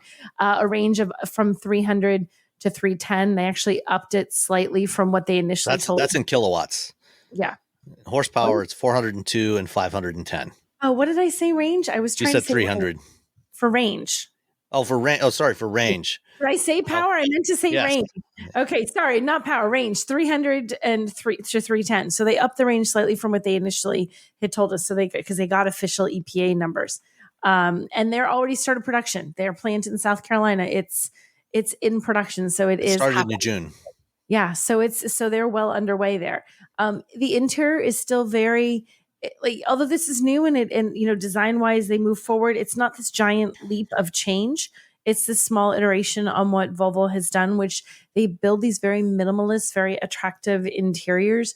But they're not flashy. They're not overwrought. They don't, it keeps that whole, like, we're going to be calm and clean and collected, and our luxury is subdued and not like I'm driving a luxury car. They're very nice. I liked how this looked inside. I thought it was a really good job. Did you see the sort of I forgot what they call the lights now, the daytime sort of backlit lights? Did you see how those look, Sam? Did you have a chance to see those? Yeah. What did you think? The way it opens up. Yeah, well, just like the a light. clamshell. Well, no, just the lighting on the inside. They have that. No, it didn't really get a chance to see that. Okay, they call it sun-like LEDs is what they call them. There's 72 of them throughout the interior. And the idea is that the lights they use in most vehicles, it's slightly pulsing, reflecting. Look, you take a picture of something and you can see the lights moving. Yeah, because LEDs, the way LEDs are controlled, it flickers. Right? It uses pulse width modulation. So you don't see it. You don't consciously see it when you look at it, but those LED lights are ever so slightly flickering. These sun-like LEDs are supposedly not supposed to do that, or they change the frequencies of the light. So basically it feels more like natural light to your eyes. So one of the things it'll do is it won't mess with like your circadian rhythm. It's not supposed to make you as tired. So it's a different way to use light. And it's sort of like, what's this, like backlit dashboard effect? It's really cool. If you look through there, you have to look, Sam. They have some pictures of it in there. Yeah, I did see that. Yeah. It's really kind of freaky in like the best way. It looks really, really cool. So I appreciate that sort of like glowy, warm light that they've given to the inside. So I really like, from a style and design point of view, I liked it. What did you think from that angle, Sam? I liked it a lot. I think the interior is gorgeous. It's typical, Volvo, clean, but really nice materials, really well executed. I also really like the little, I don't know if you noticed there's the metal trim that spans all the way across the dashboard. Yeah. On the passenger side, just below the vent, the little Swedish flag that's embossed. I missed that. I saw the little flag that's on the seats. I didn't know there was one on the vent too. I missed that. Yeah. I'll because they do have, if you look at the seats, there's a teeny tiny little Swedish flag that's sort of like stitched into the trim, like a little tab on the seats it's just kind of a neat thing, but I didn't see the one. I missed the one that was on the dashboard. I love little things like that. I think those are nice little touches. They make a car feel special. So, okay, come on, load it up I can't see it. It's not letting me. Oh, well, once you get it. Oh, wait, here we go. Let's try this one. Let's try the chat instead of the comments. Okay, that works. So yeah, that, I thought, there's a lot of nice stuff there. The wood, the sort of blonde wood look, I think, really looks very premium. So cool. I see the flag. Now I've managed to open the chat and see it. Oh, that looks neat. I completely missed that when I looked at it. That looks really cool. They have, maybe gone, Volvo has been moving towards, more stuff in the touchscreen, and having fewer controls on the current generation of internal combustion models, and that continues here. But one thing that I did like a lot is that they moved the shifter from the center console to the steering column, so stock on a steering column. I liked that, but I found it a little bit weird. Finicky. Yeah, how's that? I guess that's a good word. Finicky. And I don't like it when I wasn't super keen on it. I like that they freed up space on the center console, but the placement there was a little. Yeah, the issue that we had with the shift selector was not so much its location or anything like that.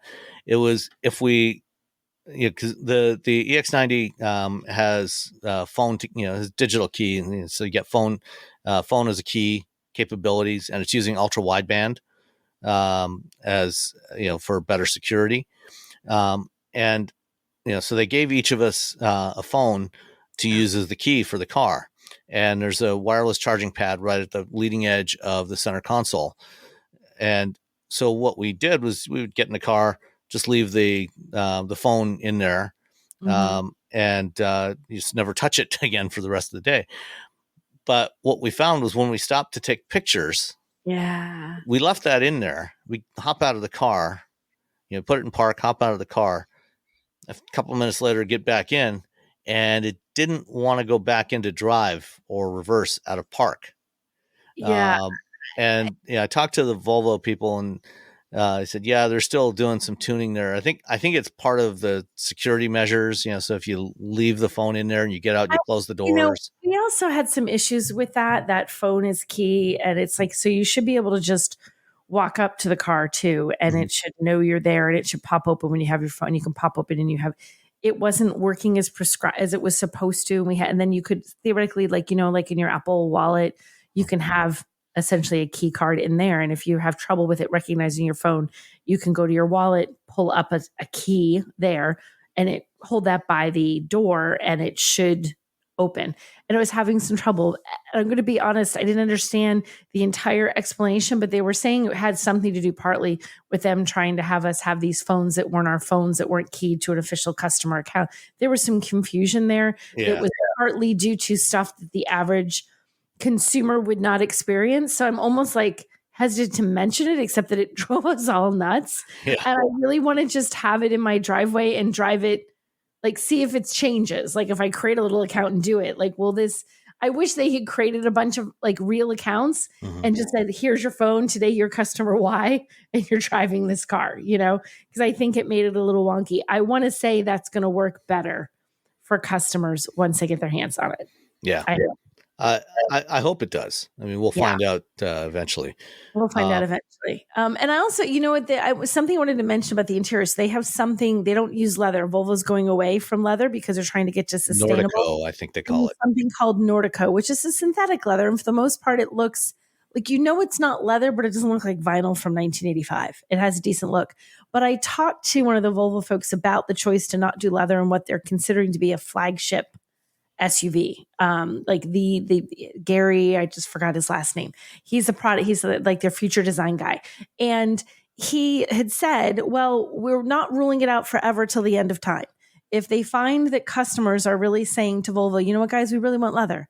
I want the option to have a Napa leather seat in my vehicle. They would consider it because they're very conscious of the fact that this is not a cheap vehicle, not even within the Volvo lineup. It's a pricey vehicle and people want a premium experience. And if they determine, that good old focus group, okay, leather is something that customers want, they would consider it. So at least, because I like leather interiors. I think they add something that imitation leather interiors don't quite capture. And I understand the sustainability, but I wonder how many people feel the same way. So it's not completely no forever to that kind of thing, just no for right now. Yeah, it's Gary Kalsaria. Who's the Thank you. I lost his last name, Gary Kalsaria. I had a lovely interview. I actually interviewed him and put up the interview on CarBuzz. We talked about a bunch of different stuff about the hybrids and about the interiors and what their strategy is. And he was fantastic to talk to. And that was one of the things that he had told me. Yeah, I spent quite a bit of time talking to him over dinner, or dinner or lunch. And so a lot of good information from Gary. Yeah. He had my favorite description of how he described the EX30 and the EX90. He said the EX30 is a little shot of espresso and the EX90 is the full cappuccino, like to describe the difference between the two. I'm like, I love that. Now I'm going to think of it as a cup of cappuccino forever. This is a 3-row SUV, but that third row, a little tight. It's tight. I was with another journalist, Morgan Korn. I think Morgan's about my height, maybe a little taller. She hopped back there and she's like, oh, okay. And like I was standing outside the car and her knees are bent at this ridiculous angle. And like it is a short trip vehicle for the third row unless you're a kid. Yeah. Pretty much. And to their credit, Volvo says, the third row is really limited to about 5'6", 5'7". So if you're any taller than that, yeah. Yeah, because I'm 5'6", and I could sit back there, but I thought I wouldn't want to sit back here for anything other than like, oh, we're going out to dinner. We all want to take the same car kind of thing. Not if I was going to be on any kind of lengthy trip at all. Yeah. I set, I'm 5'10", 5'11", depending on the time of day. And I set, the driver's seat where I would normally have it. And the second row seats slide forward and back as well. And Yeah. actually there's 3 segments to the second row seat. It's kind of a 40-20-40 split. So I set the second row seat behind me so that I could sit behind myself with, like an inch or so of knee clearance. And then I was able to get into the third row and also, not have to splay my knees out around the seat. I had, my knees just fit, but my head was rubbing the headliner in the back. So the third row, mostly for kids, adults in a pinch, for a short trip.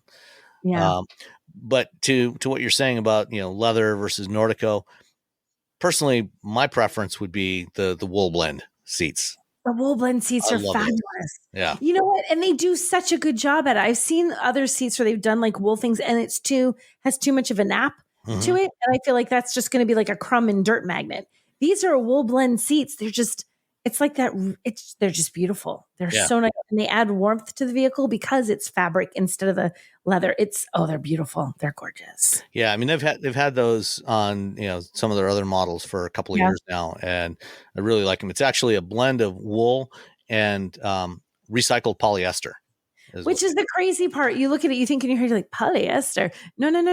You look at looks and feels like wool. Right? Where the Nordico, isn't quite leather. Yeah. This, if they just said wool, you would believe 100% there was nothing but wool in there. You have no idea that there's anything other than beautiful wool fibers in that. It's absolutely gorgeous. And it feels so nice. I like that. I would probably, if I was buying an EX90 right now today, that's the interior I would pick. And my main complaint about the interior. Yes. The window switches on the driver's door. You didn't like this is a car that starts at $80,000, which, in and of itself, is obviously not cheap, but it's also, not crazy expensive, when you compare it against its segment. When you look at stuff like the BMW iX, Audi e-trons, Mercedes EQS SUV, like compared to an EQS, it starts like $25,000 cheaper. So it's, for a luxury, large luxury SUV, electric SUV, it's actually not a crazy price. But if you're going to charge $80,000, why are you cheaping out by eliminating one switch? They've copied that stupid thing that Volkswagen did with only having 2 window switches and then another switch to select between front and rear windows. Come on. I love that this is like sent Sam over the edge. I've had enough. The window switches. That's my deal breaker. Well, that's fair because my deal breaker are vents that you have to adjust in the infotainment. So I hear you. Yeah. Well, fortunately, this has manual vents. So it does. You can adjust. They got that part right. Like a normal human. It's just that that's that. I don't know why they do that. Is it the interest of not having as many buttons? You cannot convince me there's a reason that any consumer is going to want. They can do marketing speak, but I don't believe any of it. I don't believe any of it. I mean, you're gonna save maybe 50 cents or $1 at most. I feel like that. I mean, you still have 3 switches because you still have to have the selector for front and rear. Front and rear, yes. So it's just dumb. I don't get it. On an $80,000 to $90,000 car. Yeah, dumb. Really I agree. But overall, I liked it though. I mean, I thought even for $80,000, it's not cheap. That's for the standard one is 80. If you go with the performance trim, the Ultra, it gets up to 80, just like 84.3, I think is about where it is. So it's definitely in luxury car territory. But one of the things I thought, it's an EV, so I get that it's quiet because it's an EV, but I thought it was exceptionally quiet even for an EV. Like the road noise, the wind noise, it was such a quiet car. The stuff they did to eliminate the noise, NVH, noise, vibration, harshness, what they did to make that car quiet is remarkably so. It's like you don't hear anything outside the windows. I love that. Super relaxing. Yeah. Well, back in March when I went to NVIDIA GTC, I interviewed Alwyn Beckenes there, who was the head of software at Volvo. Okay. And they had an EX90 on the show floor at GTC, and the typical trade show conference floor, lot of cacophony, a lot of people talking all around. Yeah. It's pretty loud, too loud to do an interview there. But so Alwyn and I hopped in the EX90 and we sat in there. As soon as we closed the doors, it's like it all disappeared. Right? Yeah. They did a remarkable job. And when I first said, I'm like, oh, it's really quiet. Everyone's like, well, it's an EV. Of course it's quiet. I'm like, no. There's still other noises Mm-hmm. that don't get eliminated just because you don't have an engine. Somehow the EV90, they got rid of them all. It's like, yeah, silence. With an engine, it tends to mask a lot of other noises. It does. So you hear things you wouldn't normally hear. Suddenly you hear the sound of the tires. You hear the wind. You'll hear the wind going over things like side view mirrors.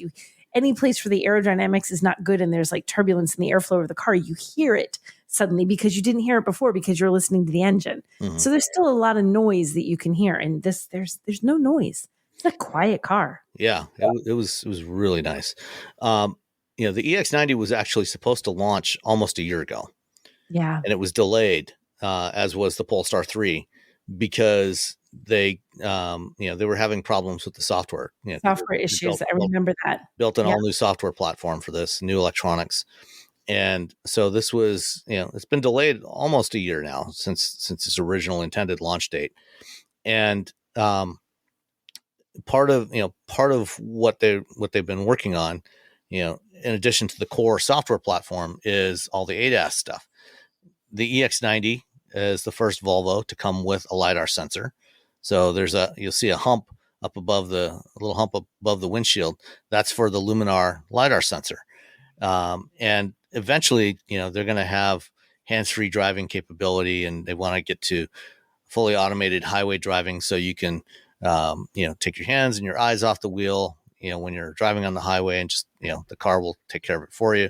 And enhanced automatic emergency braking systems, all with the LiDAR. They've also got 8 cameras. So there's 4 lower res cameras for the surround view, and then 4 8 megapixel cameras that are used, as part of the ADAS stuff. So like on the mirror housings on the arms, there's 2 cameras on each of those. There's 2 that are facing back. They're the high res cameras, and then 2 lower res cameras that are pointing down. And there's 2 more above, just below the LiDAR behind the windshield, wide angle and a long range camera. None of that stuff works right now. Right now, what you get is basically the same pilot assist that they've had in the in the XC90 and other Volvos for the last 6-7 years. So it's hands-on lane centering. Works basically the same. It's okay. It's not great, but it's fine. And they also have lane change on demand, which, did you try it? Did you try the lane change on demand? I did not play around with it. No, I'll be honest, I did not. I did. What did you think? Well, first of all, if you have a hands-free, or if you have a hands-on system like what you have right now, so you can't even go hands-free, tapping the turn signal to have it do a lane change for you is kind of pointless because your hands are already on the wheel. You're doing the turn signal job. You're doing what you do anyway. Yeah. And the way it's set up is, if you apply any resistance to the wheel, when it tries to do the lane change, it basically cancels the lane change. And so what we found was maybe 1 time out of 5, maybe 1 time out of 10, when I would tap the turn signal, I try to go really light on the steering wheel, let it go.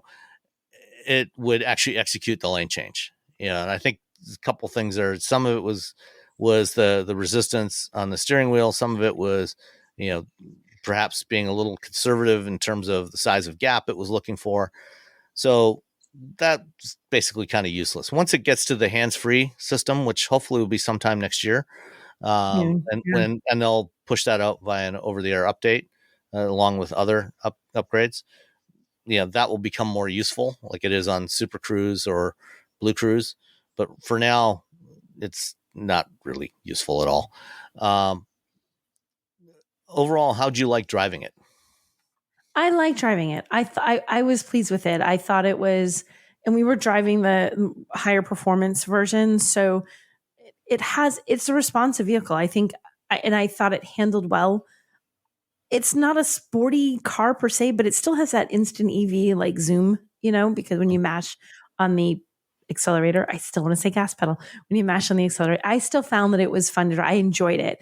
I don't think someone's buying an electric 3-row Volvo as a performance vehicle. It's not like a Lucid sedan or something that you're That's looking what the at. Polestar 3 is for. Yeah, see, exactly. So for what the purpose for this one is, I'm pleased with it. I thought it was nice drive and I enjoyed it. What about you? I did too. It was very pleasant to drive.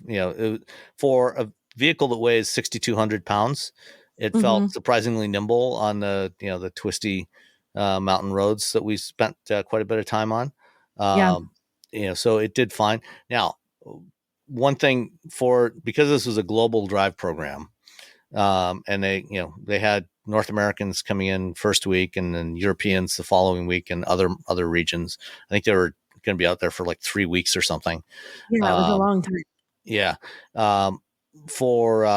They just equipped all the cars with the European spec summer tires. So for North America, we're going to get all season tires. There's 3 different wheel sizes. There's a 20, a 21, and a 22-inch wheel. North America will get only all season tires. In Europe, they're using summer tires and winter tires. So the cars we were driving all had the summer tires. So the handling is probably slightly better than what we would get here under normal conditions, but it was still fine. I mean, it was the ones we drove also again were the Ultra. So they have the Plus and the Ultra trim levels. The Ultra gets 4-wheel active air suspension. The Plus gets steel coil springs. And one of the interesting features of the air suspension, in the rear cargo area, there's a button you can press that will actually lower the rear end down so you get a lower liftover height to load up the cargo. Cool. You can, like when you're back there and you suddenly realize this is too high, bzz, let's bring it down. Yeah, so that's a handy feature. Rear cargo area with the third seat up is a little on the small side. Yeah. But you can, if you're not carrying extra passengers, you can drop those seats down, and it opens it up quite a bit. There's also small frunk area that'll hold your charging cable, and a duffel bag or a backpack can fit in there as well. But yeah, I mean, overall, it's still a work in progress. There's still a lot of software stuff a lot of features that aren't done yet. Sam, did you get a chance to drive the EX30? Yes, I did. What do you like better? If I was spending my money, I have no need for such a large vehicle, so I would buy an EX30. You would buy the EX30? Yes. Okay. But again, it's my use case. I don't need, a big 3-row SUV. Yeah. Julie and I are empty nesters. At worst, we might have a couple of dogs, and the EX30 will easily accommodate a couple of corgis. Yeah, a couple of corgis. Just load it full of corgis. Or a couple of adults, if we wanted to take somebody, or if our kids are visiting. We need to measure the cargo area in corgis. This would hold 4 corgis. This would hold 6 corgis. Well, I use my paddleboard as my cargo area measurement. The cargo area measurement. Okay, fair enough. I'm pretty sure that the paddleboard will not. It'll fit. That would fit the EX30. You think? Yeah, it'll fit. Yeah. So I have an inflatable paddleboard.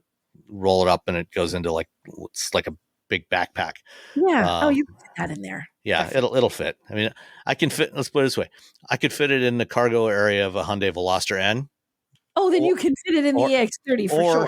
Or in the trunk of a Corvette, a C8 Corvette. Did you really? Yeah.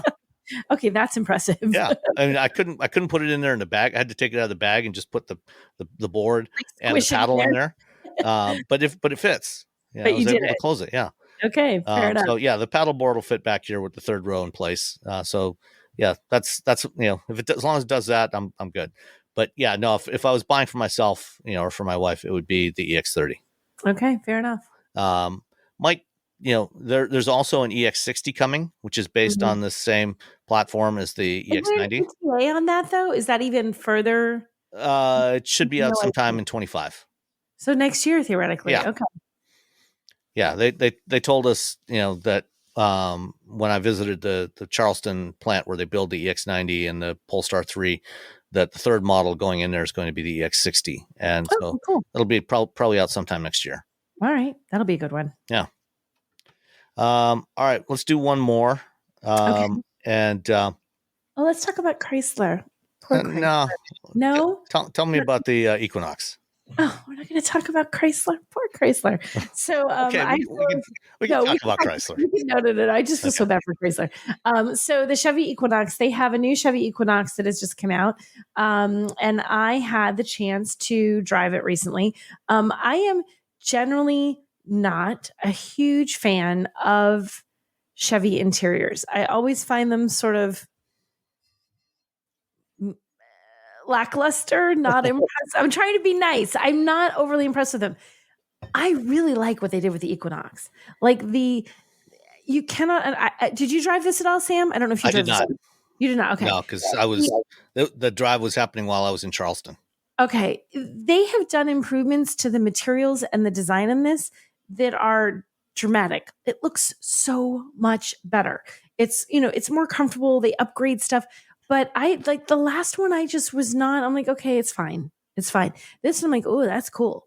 Especially they have 3 different trims and it's in the RS, which is like their sportier trim.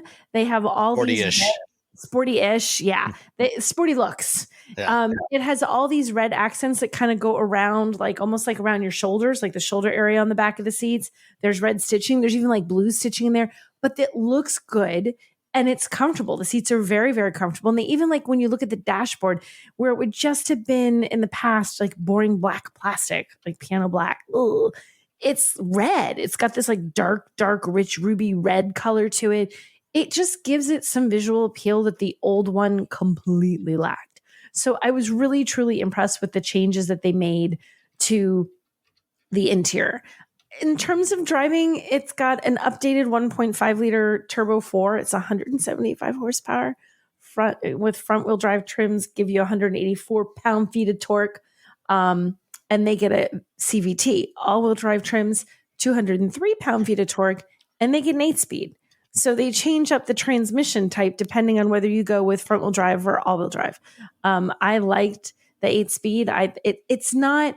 The thing is, this is not a performance car at all. I mean, it's not going to be this really aggressive drive, but it is nice to drive. It was fine. I didn't find that it was, as I hit the gas and wanted to accelerate, that it was too slow. I didn't find that it was laggy. And it does get really good fuel economy. For the all-wheel drive, it's City Highway 2429, City Highway. For the front-wheel drive, it's 2628. Not bad for a decent size 2-row SUV. And they have, so like they also now have an active trim, active without the E on the end, just to mess with me and make my autocorrect freak out. I'm like, no, ACTIV is what I meant to type.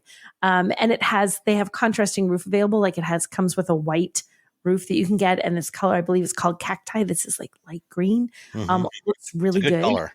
It's a great color. And it's even like, I looked at the pictures that they provided. I looked at the pictures that I took, even better for real, like in real life. In fact, somebody had stopped to get coffee randomly. And they said when they pulled up in that one, everyone's like, oh my gosh, what, like people wanted to know what it was. They didn't know what the car was. And the color and the design actually attracted attention, which is something I don't know that has ever been said about an Equinox ever in the history of ever. Right. So it really looks really good. And it's still affordably priced. The base LT is just under 30. The RS and Active are both 34. So they're the same price. You're just sort of getting 2 different variants. So not crazy expensive. And you can, if you want the all-wheel drive, add $2,000 to any of those. So it's not, I feel like this is a great option for someone who wants those 2 rows, who wants something that looks good, who doesn't need or can afford fancy, but it doesn't feel like a cheap car. Like I felt before, like it felt a little cheap inside. It doesn't feel that way anymore. They made it not feel cheap. And I think that's a big deal. That's definitely like the aesthetic changes that they did to this are huge. They're huge. Yeah. Well, I think one thing that helped is, Chevrolet and GMC is doing kind of the same thing. They, across their models, especially like their SUVs and pickups, they're, rather than having, different screens, a lot of different components on all these vehicles, you can see that there's a bunch of components that they are reusing across different models. But they are more premium components, but they're, by reusing them across multiple models, they're probably getting some extra economies of scale, saving some cost. So, for example, in this gas Equinox, even on the base, $30,000 one, the LT, you get a 17-inch, diagonal touchscreen for the infotainment system, and then an 11-inch instrument cluster display. That's the same setup that you get in the Equinox EV. It's in the Blazer EV. It's in the Silverado EV, and it's also in the Traverse. They're all using the same screens, and then also, other details like the circular vents at the ends of the dashboard. Those are the same ones that are in the Blazer, They are. the Equinox, and it gives it a little more flair, a little more interest. Last year when we were in Hawaii, I had an Equinox, the previous gen Equinox, as a rental car that my wife and I were driving around, and like you said, it felt cheap. I sat in this one at the backgrounder earlier this year, and it feels a lot better. It looks a lot better. Right. And I'm okay with them reusing those components. Like, I don't need to see a completely new and different air vent in every single car. Like, if you're going to keep some things the same across your lineup, but you're going to change stuff to, like, if that allows you to make other things better, like if I have to have the same vent on 4 different cars, but that lets you have better materials in all 4 of those cars, I'm all for it. Like, I think it's a happy medium, I guess, that I'm okay with. Yeah. I think what's changed is that it used to be that GM would do stuff like that, but they would design these components for the cheap car and then use them in the expensive ones. Yeah. Now it's kind of the other way around. They've found a better balance, so you've got something that feels a little nicer, looks a little nicer, more premium, and then using that across the lineup. And so I think that will be much more appealing to customers. Yeah, I think they really did a great job with this. Like, sometimes when they tell you that they've improved the interior and they've made it better, you sit down and you look at it and you're like, well, you changed the gray to dark gray and you changed the tan to beige, and I don't see any other difference. They're not really dramatic. This one, when I looked at it, it was dramatically different than what the old one was. The old one, like you said, it just felt like a cheap car. I couldn't recommend it to somebody who wanted a nice, pleasant car inside, because this is neither of those things. It just feels cheap. Now it feels really nice. Now I could recommend this. It's an affordable, nice car, as long as performance is not your priority. If you're not like looking for that, it's fine. It drives nicely, but yeah, beautiful interior. Like, well done. Good job, Chevy. Yeah. Probably the one downside is the lack of a hybrid option in here. When you look at the competitive set, the Nissan Rogue is about the only one that doesn't offer a hybrid. You get RAV4, CR-V, Escape, the Hyundais and Kias, the Tucson and the Sportage. They all have hybrid, and in most cases plug-in hybrids as well. Yeah. The Rogue is about the Rogue and the Mazda CX-5 are about the only ones in this size class that don't have hybrids. And so that's kind of disappointing. Although, they do have the Equinox EV, but that's actually, even though it's the same nameplate, right, kind of a size class up from this. It's like 6 inches longer. But I like the Equinox EV though. And they're saying, I was just double checking because I knew that they had commented on a story we wrote. GM's going to bring the PHEV to North America in 2027. That's when they're going to start doing PHEVs, but they haven't said which segments or nameplates will be offered. So we don't know even. We know that they're going to get PHEVs, but we don't know what now they have an Equinox that was developed for China. Mm-hmm. But they still have not committed to we're going to give you some in 2027 let's call it almost 25. So a couple years away, but which ones? It's like the N74. What's the engine on that Hyundai? We don't know yet. For what it's worth, when I went to the backgrounder for the GMC Terrain, which is the same vehicle, right. About a month and a half ago, I asked about hybrid or plug-in hybrid options, and I also asked if they're going to do a Terrain EV, and they said no, there's no plans for a Terrain EV. For hybrids, what they said was for model year 25 and 26, because for the Terrain, they're launching with the base trim level of the Terrain for model year 25. It's Yeah. going to be a shorter model year run. And then sometime mid 25, they'll switch over to the 26 models. That's when they get the Denali and the AT4. Right. The elevation is the base trim. And then the Denali and AT4 for model year 26, they're all going to use this same 1.5 liter, 175 horsepower for model. And I said, well, what about for model year 27? He said, nothing to discuss yet. Oh, that So means what we might see is the plug-in hybrid in the Terrain, and then maybe not in the Equinox because you've got Equinox EV. So kind of mixing. So you get the EV for the Equinox, but you get the plug-in hybrid for Terrain. Yeah, that's a strategy. Could be. Yeah. It'll be interesting to see. So yeah, no plug-in hybrid though, and no hybrid. Wah wah. All right. Well, how about Chrysler? Let's talk about Chrysler. So can I just tell you, it makes me sad. Chrysler makes me sad. It's like it's hard to see a brand that has the kind of history. There's a history to that brand. They didn't start it last week. There's history to that brand, and right now there's a Pacifica. That's it. Yeah. So when Carlos Tavares says, hey, we might get rid of brands that aren't profitable or don't make sense, and we're going to axe them and who knows which, and everyone does that like, oh God, what's going to go? The supposition is, well, they've only got one car. Let's kick Chrysler to the curb. Now, they haven't said anything. This is just the automotive speculation. Nobody knows what or if could get kicked to the curb. But Walter P. Chrysler's great-grandson wrote him a letter like to Tavares and said, like, hey, I would like to propose a way to like make these brands, Chrysler and Dodge specifically, survive past whatever iteration Stellantis is in the middle of right now.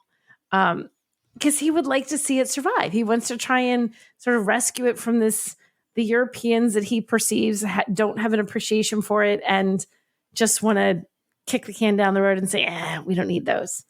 I somehow find out, I'm like, oh, come on, save the company.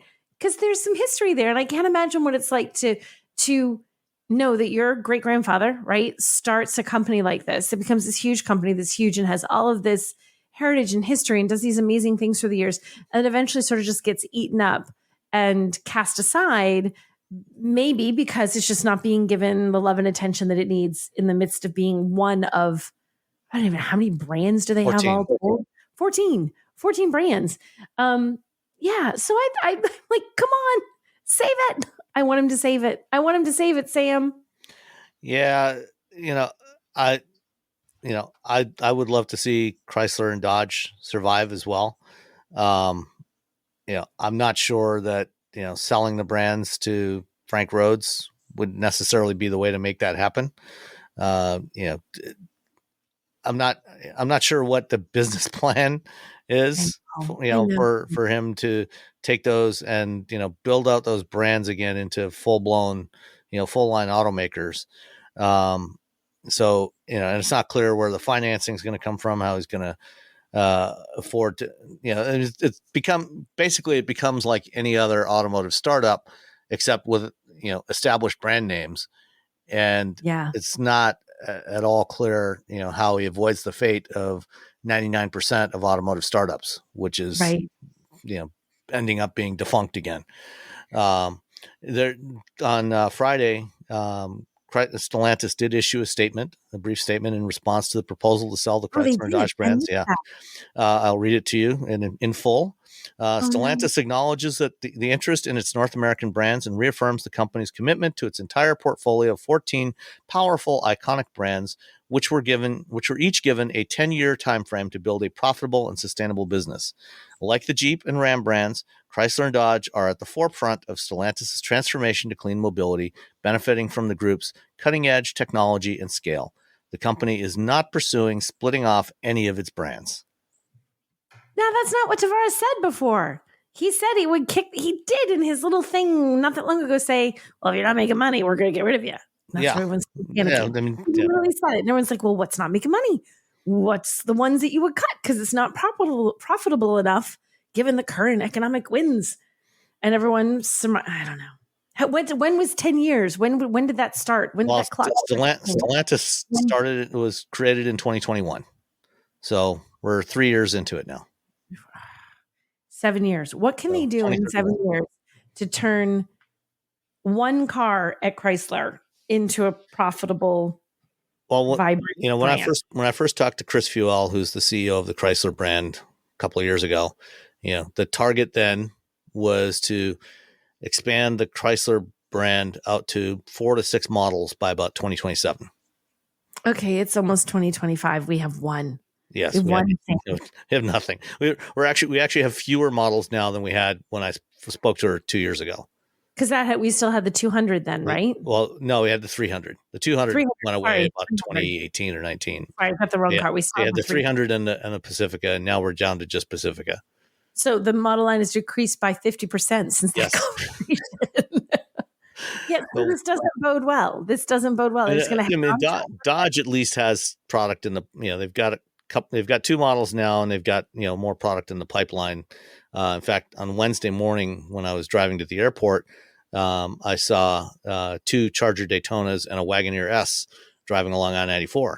So, okay, that's something. Yeah, so they exist. They exist. They should be in production soon. Ish. Yeah. It's just, you know what it is? I think I watch too many of those shows on TV where they talk about the history of the American automotive industry, and they show these guys who, fought to create the vehicles they created and what it took to make them go and make the companies thrive, and the partnerships and the backstabbing and everything else. And I'm like, oh man, to make it all this way. And then just through a variety of mergers and whatever, suddenly have now this is the least important brand in our portfolio. So done. Yeah. And let's say they're not, but let's see in 7 years. Yeah. All right. Well, it's been almost 2 hours now. Okay. And it's just the 2 of us. So I've got a couple of interviews I'm going to tack on the end here. There will be more interviews coming over the next couple of weeks. But I talked the other day with Austin Russell, the CEO of Luminar Technologies, the supplier of Volvo's LiDAR, and they will also be supplying Mercedes-Benz next year and Nissan at some point in the future, as well as other manufacturers. So Austin and I had a good conversation. And then I also had a chat with Thomas Broberg, who's senior technical advisor for safety at Volvo. And we talked about a bunch of the stuff they're doing safety-wise on the EX90. So those will be coming out. So, keep listening, and those will be here right after we say goodbye. And we will talk to you next week. Bye, everyone. And now my conversation with Austin Russell, CEO and founder of Luminar Technologies. So, I think the first time that I saw you, I didn't actually talk to you at that time. I think it was at the 2018 LA Auto Show, Automobility.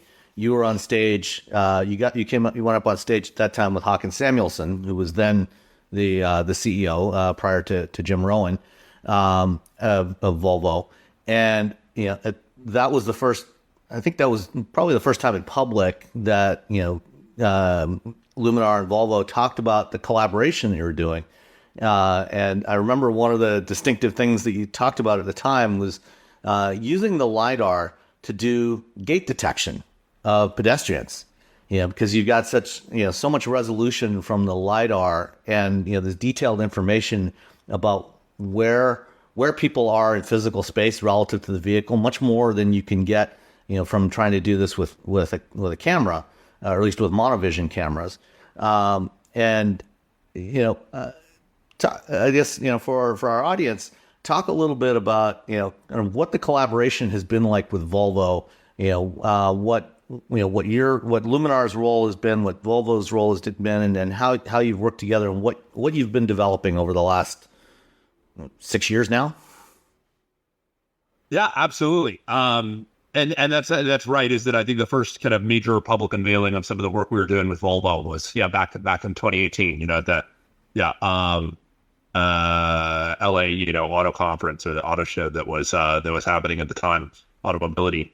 And yeah, I think that was part of the inspiration was how do you start already making a difference in terms of the safety impact and ultimately enabling autonomy, with this kind of LiDAR technology that can have, such dramatic advantages over, these camera-based systems that have historically been used for ADAS to be able to step up the game there. And sorry, by the way, quick question. Is the podcast, is it just audio or is it video? Just audio. Also, just audio. Okay, Yeah. Okay, got it. So don't worry. So Don't worry about audio. okay, yeah. It's cool if it was. I was just curious. But yeah, so we've been working with Volvo since then to be able to really industrialize the technology that we've had and be able to get it to a point of where it can go successfully into series production to global automotive standards, which is exactly what we've been able to do together. And that's, of course, starting with this, starting with their new main vehicle launch, the EX90 as a flagship to showcase what's possible and do so at global scale, across US, Europe, China, and beyond. And that's already now started production. And, over time, I think we're going to continue to see, development and advancements of features that make the car safer and safer and safer with each update, as well as enabling more assisted and autonomous-like features.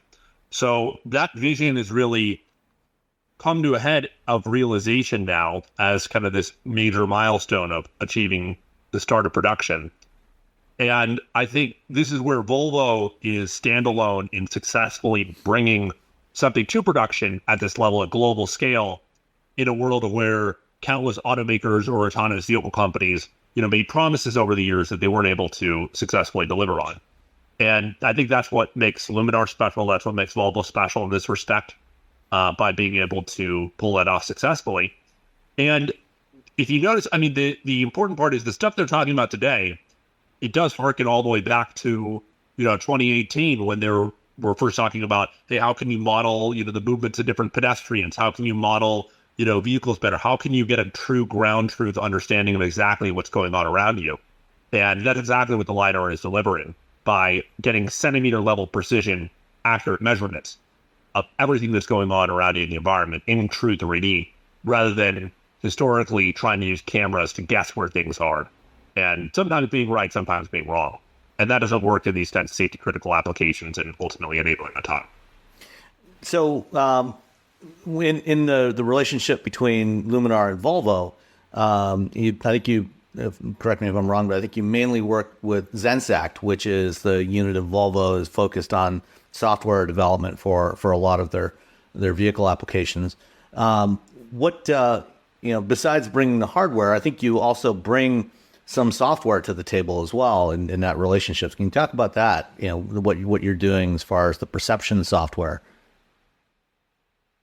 Yeah. So when it comes to the overall collaboration with Volvo, we work at all dimensions with them. When it comes to, the fundamentals of the components, to, the hardware platform, to the firmware systems, to the integration into the vehicle, to the cooling systems, to the software systems, to even, exploring things in the future like, insurance and beyond when it comes. So it really is at all touch points. And this is something that I think is also very unique for Luminar and unique, I would say, in the industry more broadly. Usually a lot of people have a very specific niche that they can do and they're good at. In this case, we are truly developing a special technology stack, that's relevant for Volvo, of course, and among other automakers, in a broader capacity, that has been successful in proving out the success when you can make this happen. And, there's been about, on the order of $2 billion, of development into this core technology platform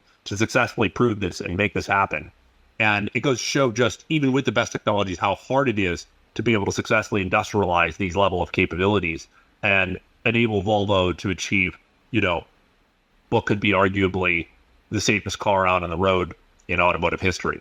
So that's something that all of that has to add up when it comes to the software side, that's something that we have had a collaboration. It was originally with a division they had called Zenuity, that ultimately morphed into Zensact. And, we've collaborated with them from a software standpoint to help contribute different parts to the stack to help successfully enable, the full utilization of the LiDAR capabilities in multiple environments. And, I don't think we need to talk through the specifics about which parts of that, but we sort of offer a lot of the components of the software development work we do a la carte. And I would say about on the order of, for the majority of the software code that we write does get, implemented in one way or another or utilized by OEMs, for Volvo and beyond. So what, for the audience that is not familiar with Luminar or perhaps even LiDAR in general, can you explain a little bit about what it is about the Luminar LiDAR design that is distinct and perhaps gives it some advantages, and what are some of the challenges with implementing LiDAR on a vehicle? Yeah. So just kind of going back to 101 here. So LiDAR stands for light detection and ranging. It's basically using lasers to be able to successfully measure exactly how far away every object is out in the field of view. And as I mentioned, in our case, down to centimeter level precision. And with the system that's implemented with Volvo, you can do that very successfully for almost any object, even out to 250 meters and beyond. So that's what enables us to be able to have that true understanding of what's going on in the environment that can allow the car to be able to make safe decisions when it comes to safety critical maneuvers, as well as more broadly, ultimately enabling autonomous driving. So that's where LiDAR becomes that fundamental linchpin, because in the world of autonomy and next generation safety, while the existing systems can work, so to say, 99% of the time, it's really all about that last 1% in terms of the safety and reliability, because, you can't make those kinds of mistakes. You need to have the level of confidence to make decisions where the car can make decisions to take over from the driver. And when it comes to autonomous driving, for example, hitting 1 out of every 100 people that you see, is not exactly an option. Yeah. So, you have to have 10 nines worth of reliability on the back end of that in order to be able to truly be safe and significantly greater in capability than a human. So that's really where the LiDAR comes into play to enable that. Whereas historically with camera-based setups, it's been 2D images that software systems and AI algorithms have to guess where objects are in the field of view. In the case of the LiDAR, when you apply those same kinds of algorithms, you truly know where the objects are in the first place. And that makes all the difference when it comes to the end capabilities of what the car can enable you to do. And that really comes down into two discrete buckets. One is when it comes to enhancing safety, when the driver is in charge of the vehicle, and two is starting to enable more advanced assisted and autonomous driving features. When it comes to the fundamental safety aspect, the objective is to be able to significantly reduce the number of accidents and vehicle collisions that happen, while at the same time, when they do happen, to significantly reduce the severity and injury or fatality rate of those kinds of accidents. And that is something that I think is absolutely critical for society in a world where we currently lose on the order of 1.5 million lives every year due to vehicle accidents. One of the, if not the leading cause of death between ages 1 and 44. And this is where Volvo has taken a leadership position to be able to help solve that problem.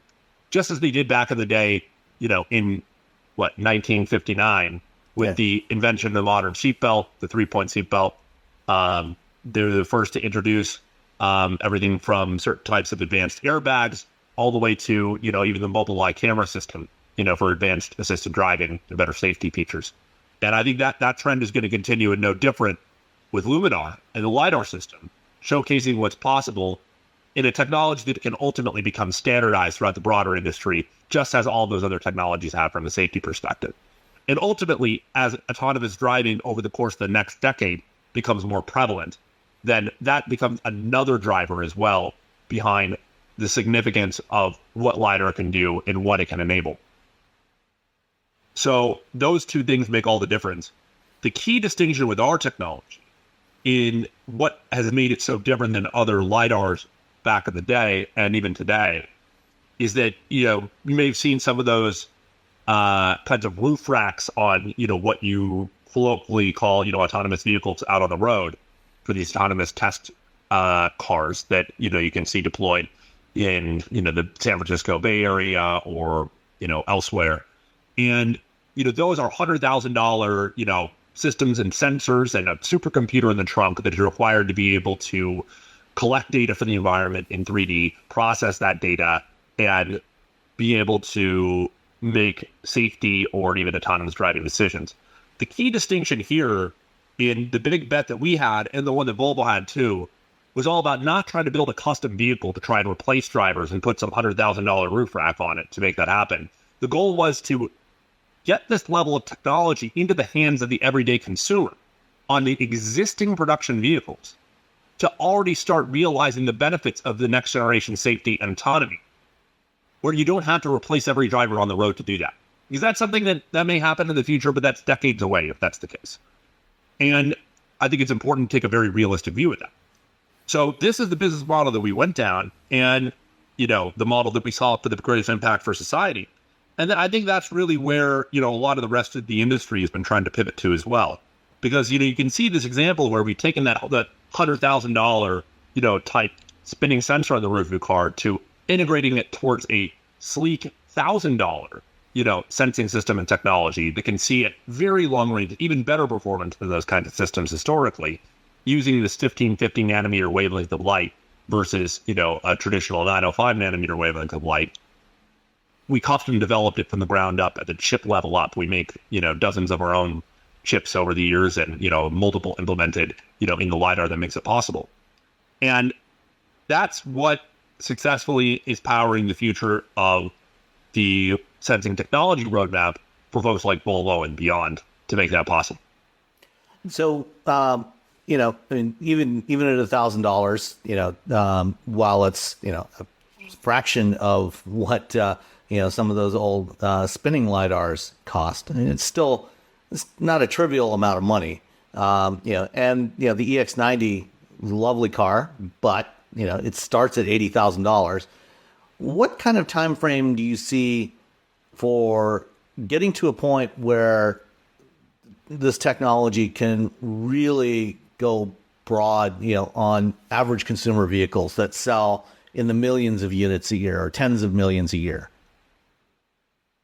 Absolutely. And, we want to make sure to kind of bound the problem overall is that I think from a fundamental safety and autonomy standpoint, these are the kinds of features that can truly define and differentiate a vehicle, versus a lot of the rest of the landscape. And we'll say that for $1,000, in the case of like a Volvo vehicle, it's close to 1% of the cost of the vehicle.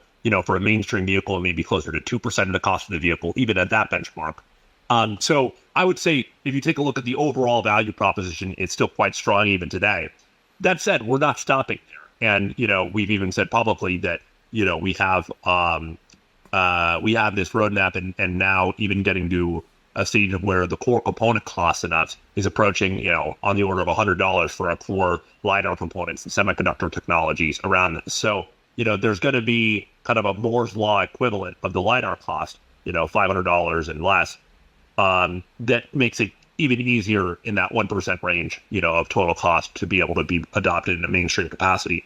And that's what we're able to deliver with the next generation LiDAR technology called Luminar Halo, that goes beyond this Iris LiDAR family of technologies that we developed.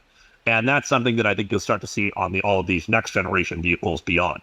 Of course, the critical part is that you have to have this here today to start collecting the data, developing the software systems, generating the economies of scale that are needed to make that happen and make that possible. And that's exactly what we're doing successfully with this deployment. And the important part is, we have 25, commercial programs that we've been implemented into and been awarded. This is the first launch and start of production for the first vehicle of those 25. And that's something that I think we're going to see a massive cascade and flurry of subsequent additional vehicle launches over the course of the next couple years or few years that follow in that footsteps as we've now successfully launched this first implementation. The first one's always the hardest. And then, it's the same technology, the same product that gets in the same platform that gets implemented across all those other vehicle lines.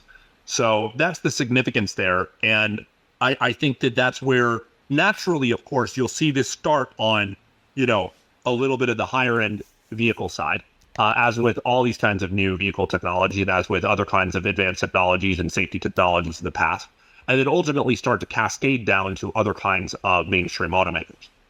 The important point here is that I think the level and the speed of adoption of the technology for the luxury automakers and ultimately even the mainstream automakers is arguably faster than any other kinds of modern, automotive technology or even historical automotive technology in automotive history.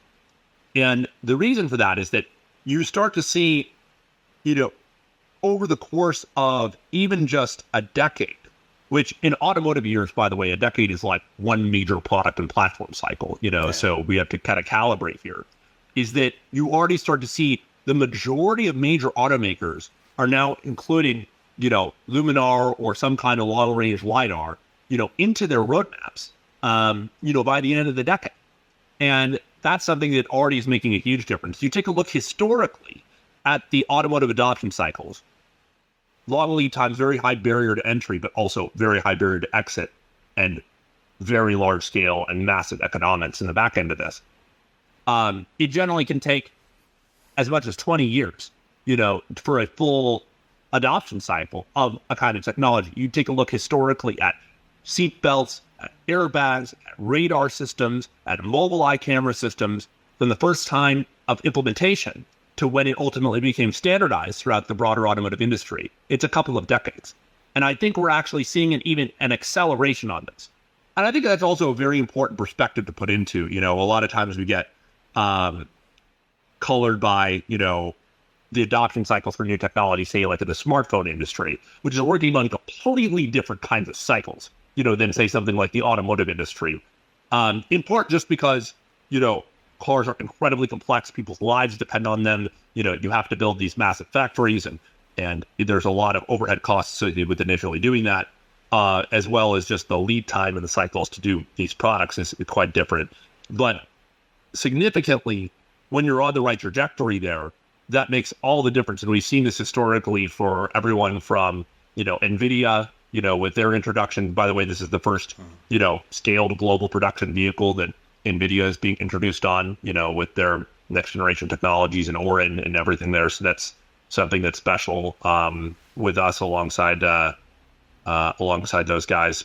We also have a partnership with them in close collaboration. Your current iris sensor is part of the NVIDIA Hyperion 8 reference kit for automated driving. So, over the last couple of years, Luminar's done a lot of demos at various events, various places like CES and IAA in Germany, where you've done demonstrations not with the Volvo vehicle, but with another vehicle equipped with the sensor, but in much the same configuration as it is on the EX90, running it side by side against other vehicles, most notably against Tesla's, doing pedestrian detection and automatic emergency braking. Can you talk a little bit about the advantages that having a LiDAR versus a camera system gives? What is describe what you're able to do on a vehicle that has a LiDAR sensor on it.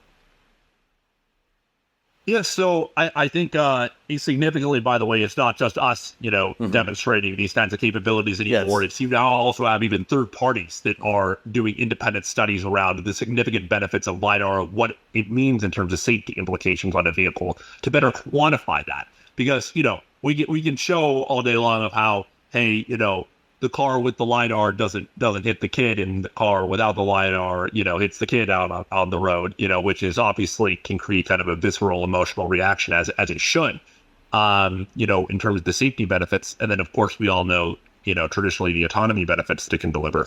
But when it comes down to it, there's actually Swiss Re, the world's second largest reinsurance company, recently released a report that actually showcases, by doing benchmarking studies of, a Luminar equipped vehicle versus the rest of the automotive landscape, and even the best performing camera equipped vehicles out on the road in terms of the safety difference that it made right off the bat. And what they found is that there is up to a 40%, reduction in, the frequency of collisions and or severity of those collisions when you have a LiDAR implemented on the vehicle, in terms of the kinds of things that it can now see clearly that cameras cannot. And that makes all the difference. And this is versus some of the best performing vehicles out on the road, like a very high end, camera equipped vehicle. So I think that, including some of the brands that you mentioned as well, for that matter. So I think that's where the critical distinction is that with the LiDAR, because you know where everything is from a ground truth standpoint, you can have a much higher confidence with the car's driving systems to be able to take over the steering wheel and braking system in those kinds of situations where an accident is otherwise unavoidable or you're at high risk thereof, to be able to get you out of that situation. And that's exactly the kind of thing that, Volvo can start enabling more of now, that other brands will be able to start enabling more of as the technology adoption becomes more and more widespread. And this is not something that's purely theoretical, but actually proven out now, not just by us, but even multiple third parties, including the scientific report from Swiss Re in terms of the capabilities. And that's why, the reality is that even for the best drivers, it's easy to become distracted in this day and age. It's easy to make mistakes. It happens to drivers more often than not. For a given vehicle that you own over a 10-year lifespan, you are more likely than not to get into some kind of accident over that vehicle ownership period. And this is exactly where, this kind of LiDAR technology come into play to help get you out of that situation. So earlier this year, the National Highway Traffic Safety Administration published a new federal motor vehicle safety standard that would require automatic emergency braking and, significantly enhanced AEB compared to what we have on vehicles today. Today, the systems function at speeds up to about 25 miles an hour, but they really aren't that capable. They're generally camera based, sometimes camera or radar, mostly only work in daylight hours, at relatively low speeds. These new regulations will require the systems to work at speeds up to 90 miles an hour, and also function at nighttime, in night conditions, and with mannequins that are dressed in dark clothing, that sort of thing.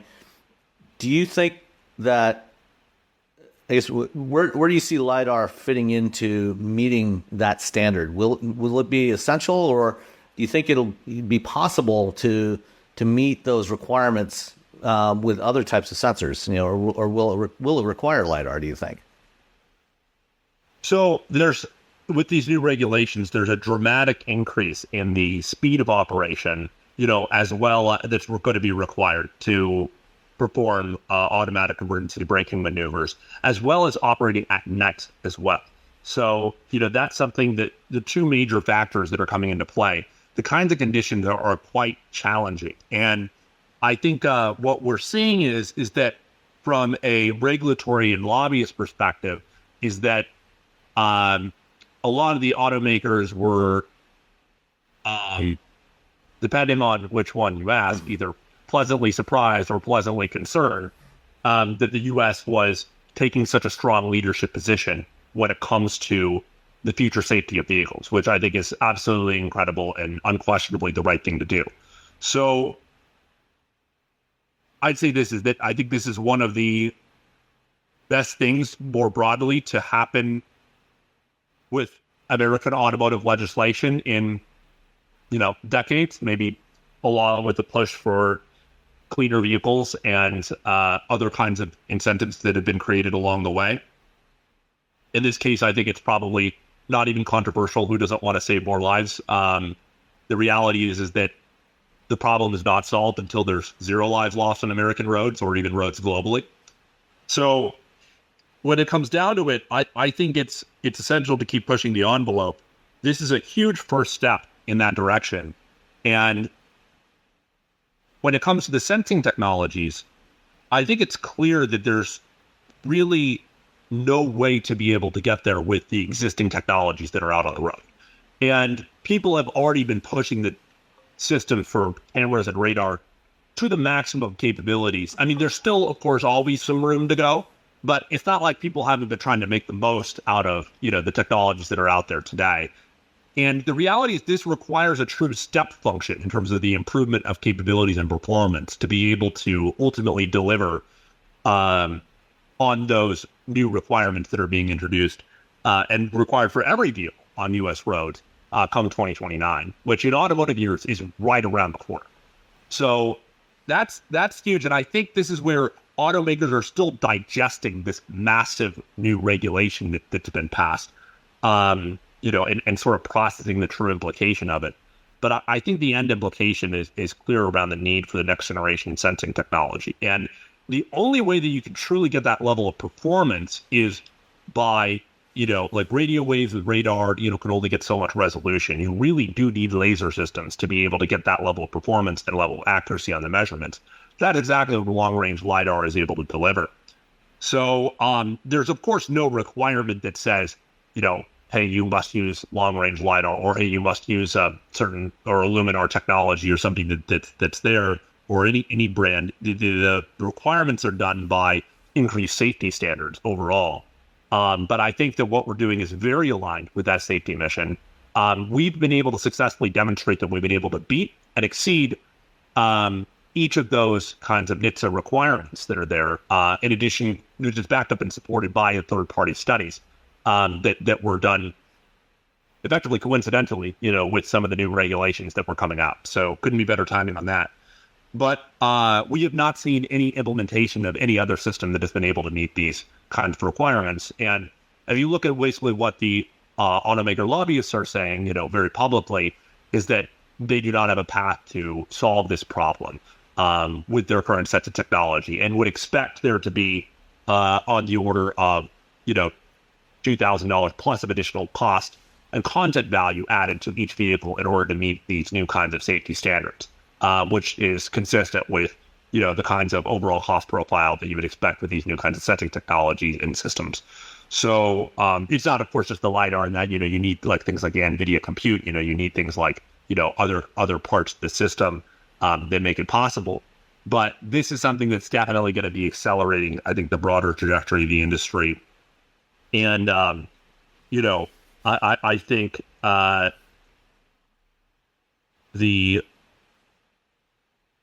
this is such a big step forward that we need to make sure that we want to be publicly pushing the safety message and the industry forward rather than trying to, in some of these cases, take steps backwards, which is I think part of the debate, for example, is that some of the automakers are lobbying of well, we should be able to hit a child at low speeds instead of not at all, because right now we hit them at high speeds, and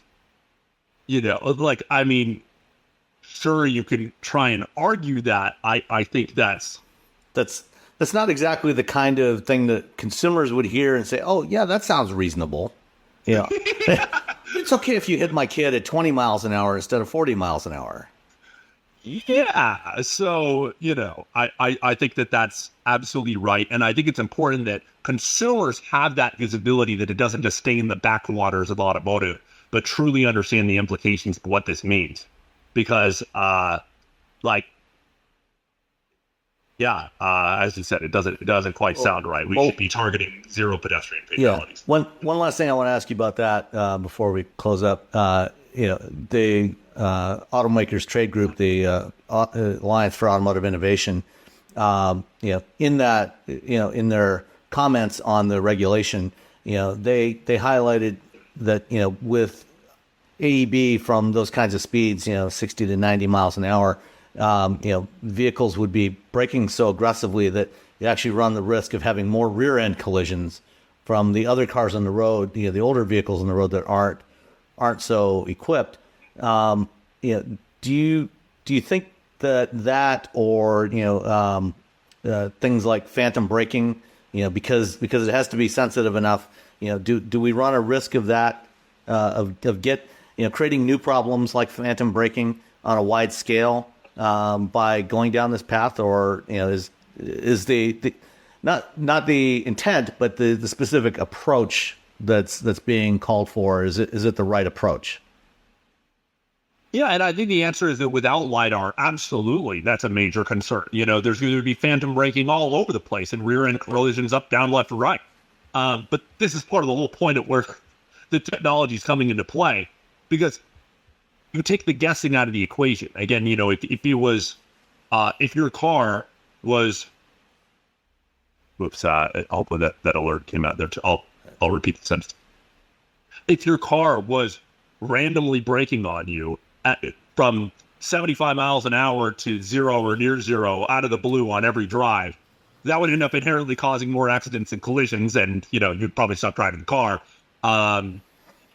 which is what would happen if you tried to tune the existing technologies towards operating at those higher speeds. The whole point with the LiDAR is you confidently know what's out there, so you don't have those kinds of events. There's not that trade-off. And I think that's really where the commentary comes into play. There is a technical solution for this. It exists here today. Volvo has already been proving it out. Other automakers are proving it out with us and beyond. And that's where there's no longer an argument that there has to be a fundamental trade-off there. And, then that's not to say that will never happen. I'm sure that there can be instances of where if you brake for a pedestrian that you would have hit, or a bicyclist, or a moose that's out on the road that could have killed you, and then the person behind you doesn't, then sure, there could be some incremental increase in some of the rear end collisions. But I think what you find is that the severity of those collisions and is going to be significantly less, and the fatal implications, when they would happen rarely, would be quite low. Given there's likely going to be some reaction for the driver behind it.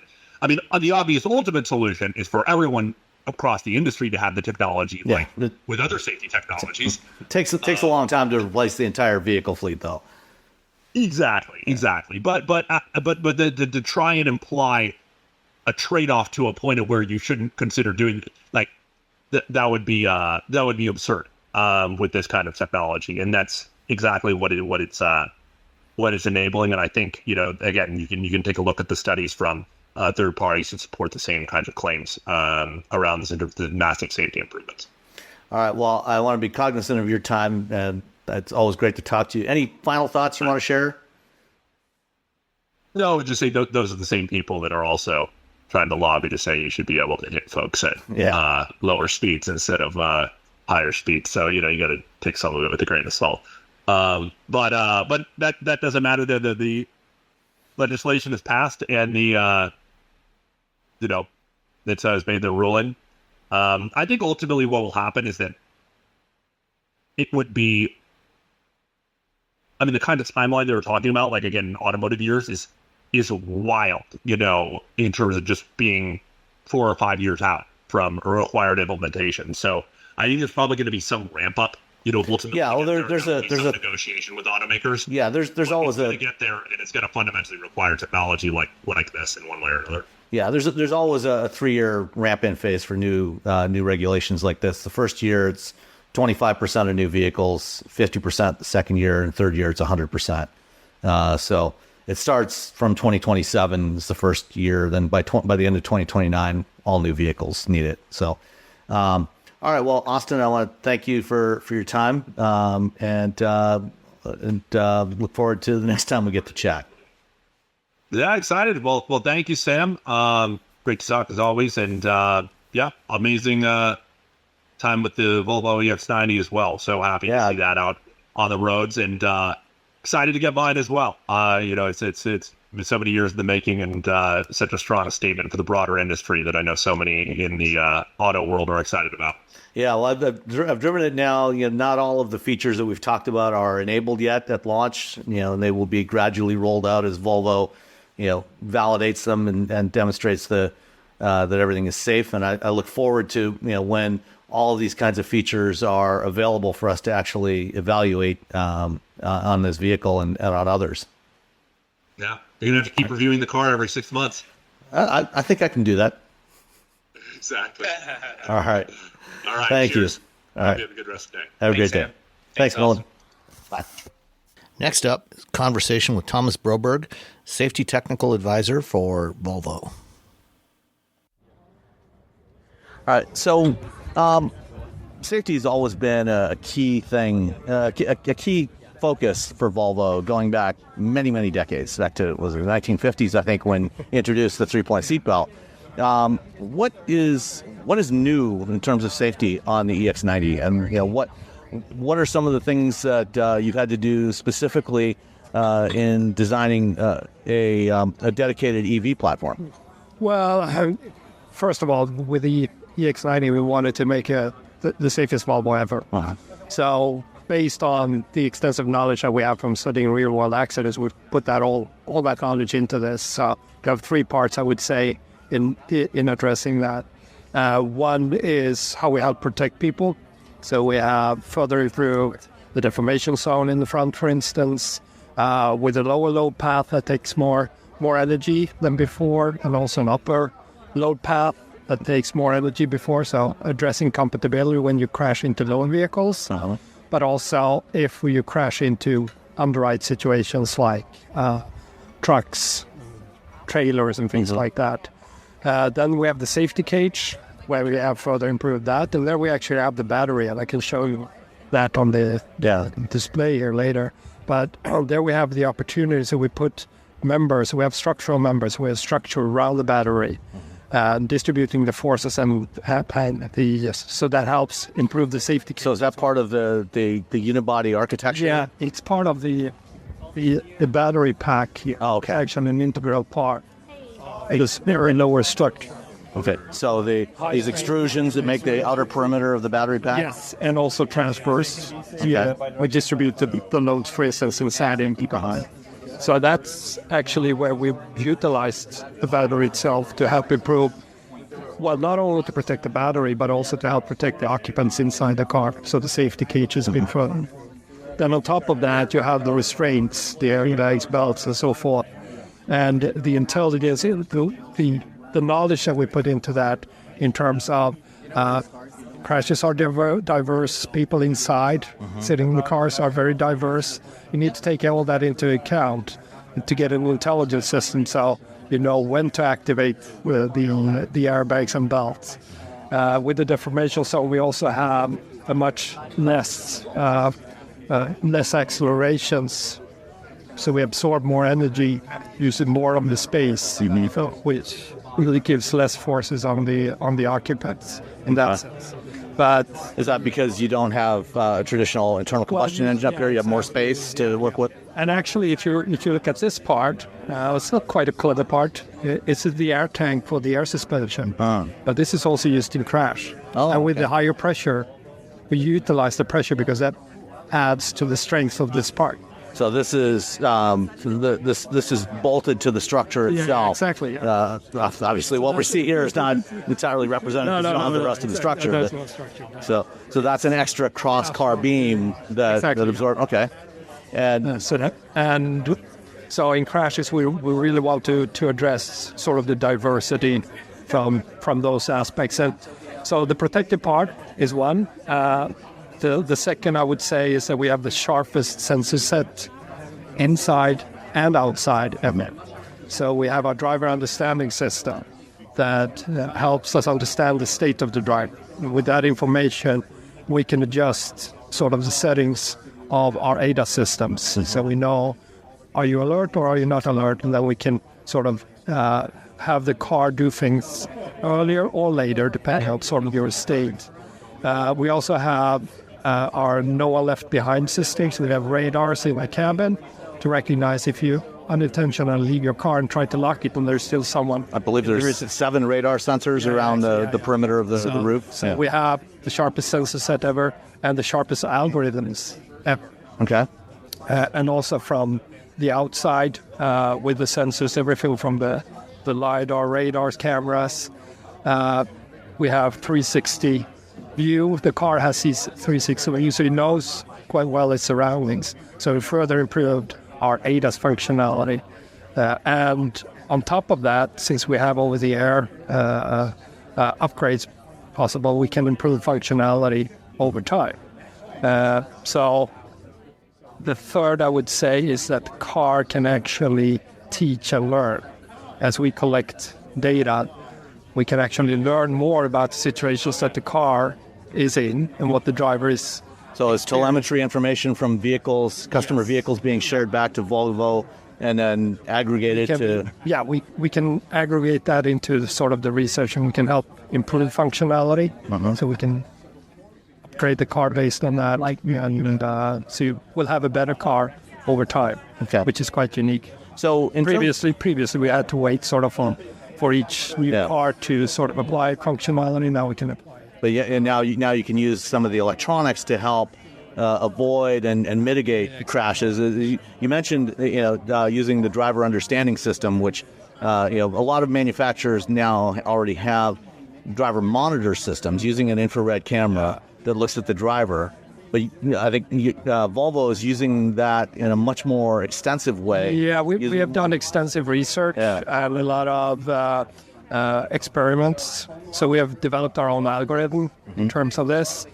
We actually have patent algorithms for this. So it's very unique sort of Volvo knowledge that we put into understanding sort of driver behavior when you're in a good state. And that will continue as well, since we have the possibility to upgrade. The more we learn about sort of driver behavior and the more studies we make, we can implement that over time to help improve the system, which makes, I would say, the system very capable and intelligent in understanding, okay, is this something to act on or is it not something to act on? So it's not becoming annoying to the customer, so you get too many warnings and blanks. Yeah, so that driver understanding system is not just looking for eye gaze, looking at the road, as many of these systems are currently, but you're actually looking at head position and also the motions, the pattern of motions of the head and neck to try to understand perhaps if the driver's getting drowsy or not feeling well or other things like that. So we've done extensive studies with drivers on track, of course, and in simulators to understand so that we can recognize sort of what state are you in. You can be tired, you can be stressed. We know also from our studies that 80% of the time you look at the road, 20% you're not, because you're looking at elsewhere. But with all these knowledge put into sort of the context and with the advanced sensing of understanding the surroundings, we can make a much more efficient system in getting more performance of the ADAS functionality, the driver support functionality, and we can improve it over time. Yeah, I remember about a year and a half ago, I spoke to, I can't remember his name, unfortunately, right now, one of the leaders on that team on the driver understanding system. And one of the things he talked about at the time was even if the driver is watching the road, it doesn't necessarily mean that they're attentive. No. You can get into this kind of a haze almost, where your eyes are there, but they're not paying attention, and you're able to extract other bits of information to try to recognize that. So when you do recognize that, you mentioned that it can make adjustments to some of the ADAS control. Internal systems. It can also sort of adjust the other thresholds of when things are being active, when you get a warning, when you activate an auto brake, or when you need to be alerted. And the cabin sensing, which is, I think, Volvo is one of the first to do that, if not the first, to have the interior cabin radar in a vehicle. For that system, how does that work in terms of alerting the driver? What sorts of alerts can the driver get from that? Well, first of all, when you try to lock the car, it will not allow you to lock the car. And then if there's a living person or animal in the car, all 3 rows, and then you will have a message in the driver in the center console that someone is there. So just to give you a reminder, when you're not at your best and you're forgetting a loved one inside the car. And then when that happens, it prevents the car from being locked. But if the driver walks away anyway, what happens then? Well, then since we have a battery, we will sort of keep the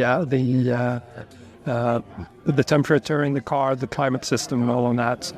So it's kind of an automatic dog mode. Other manufacturers have done a dog mode where you're doing it automatic. The driver doesn't have to trigger it. If they, for whatever reason, leave someone behind, it will keep the cabin cool, so you don't get overheated in there. And that's you're using the radar to detect the motion, the breathing motion. You can detect the raising and lowering of the chest. It has very high sort of accuracy that system recognizes there. Also, the slightest motions and perspective. So, and I understand it can detect all the seating positions, all 3 rows, plus the cargo area in the back. So if you leave your dog in the back, it'll still recognize that. In terms of materials used in the structure for safety, what I believe that the perimeter part of the battery pack, for example, is aluminum. High strength aluminum. Okay. And then we're using different grades of steel, from mild steel, where we want to have deformational control to absorb energy, to where we don't want to have that much deformation. We go into higher strength steels, all the way up to boron steels, which is real tough. So things like the side beams, the B pillars. Yeah, some of the where you don't want intrusion at all. Yeah. Okay. Where and the benefit with boron steel is that you have a lot of strength, but you can get that at low weight. You can have sort of a less. You can have a more efficient structure. Yeah. Okay. Fantastic. Anything else that we haven't talked about in terms of safety advances for the EX90? And presumably, most of what you've done here will be applied to other future. I can't talk about it. If you look at history, you can figure out how it works. I mean, you generally you don't go backwards. If you've got something that works, you want to continue using that and continue to improve on that. So I would assume we'll see most of this in the next generation. We are continuously working. So there will be more things coming, and as I said, there will be this car will be better over time via the air. Yeah, and you start off with a good structure, and then because of what you're able to do with the software to again try to avoid or mitigate the impact of crashes, then that's the part that you can continue to improve. So, yeah, fantastic. Well, Thomas Broberg, thank you very much. Thank you. And what is your title at Volvo? I work as a technical advisor at Safety Center. All right, fantastic. Thank you so much. Appreciate it. All the feelings, hair about, what are to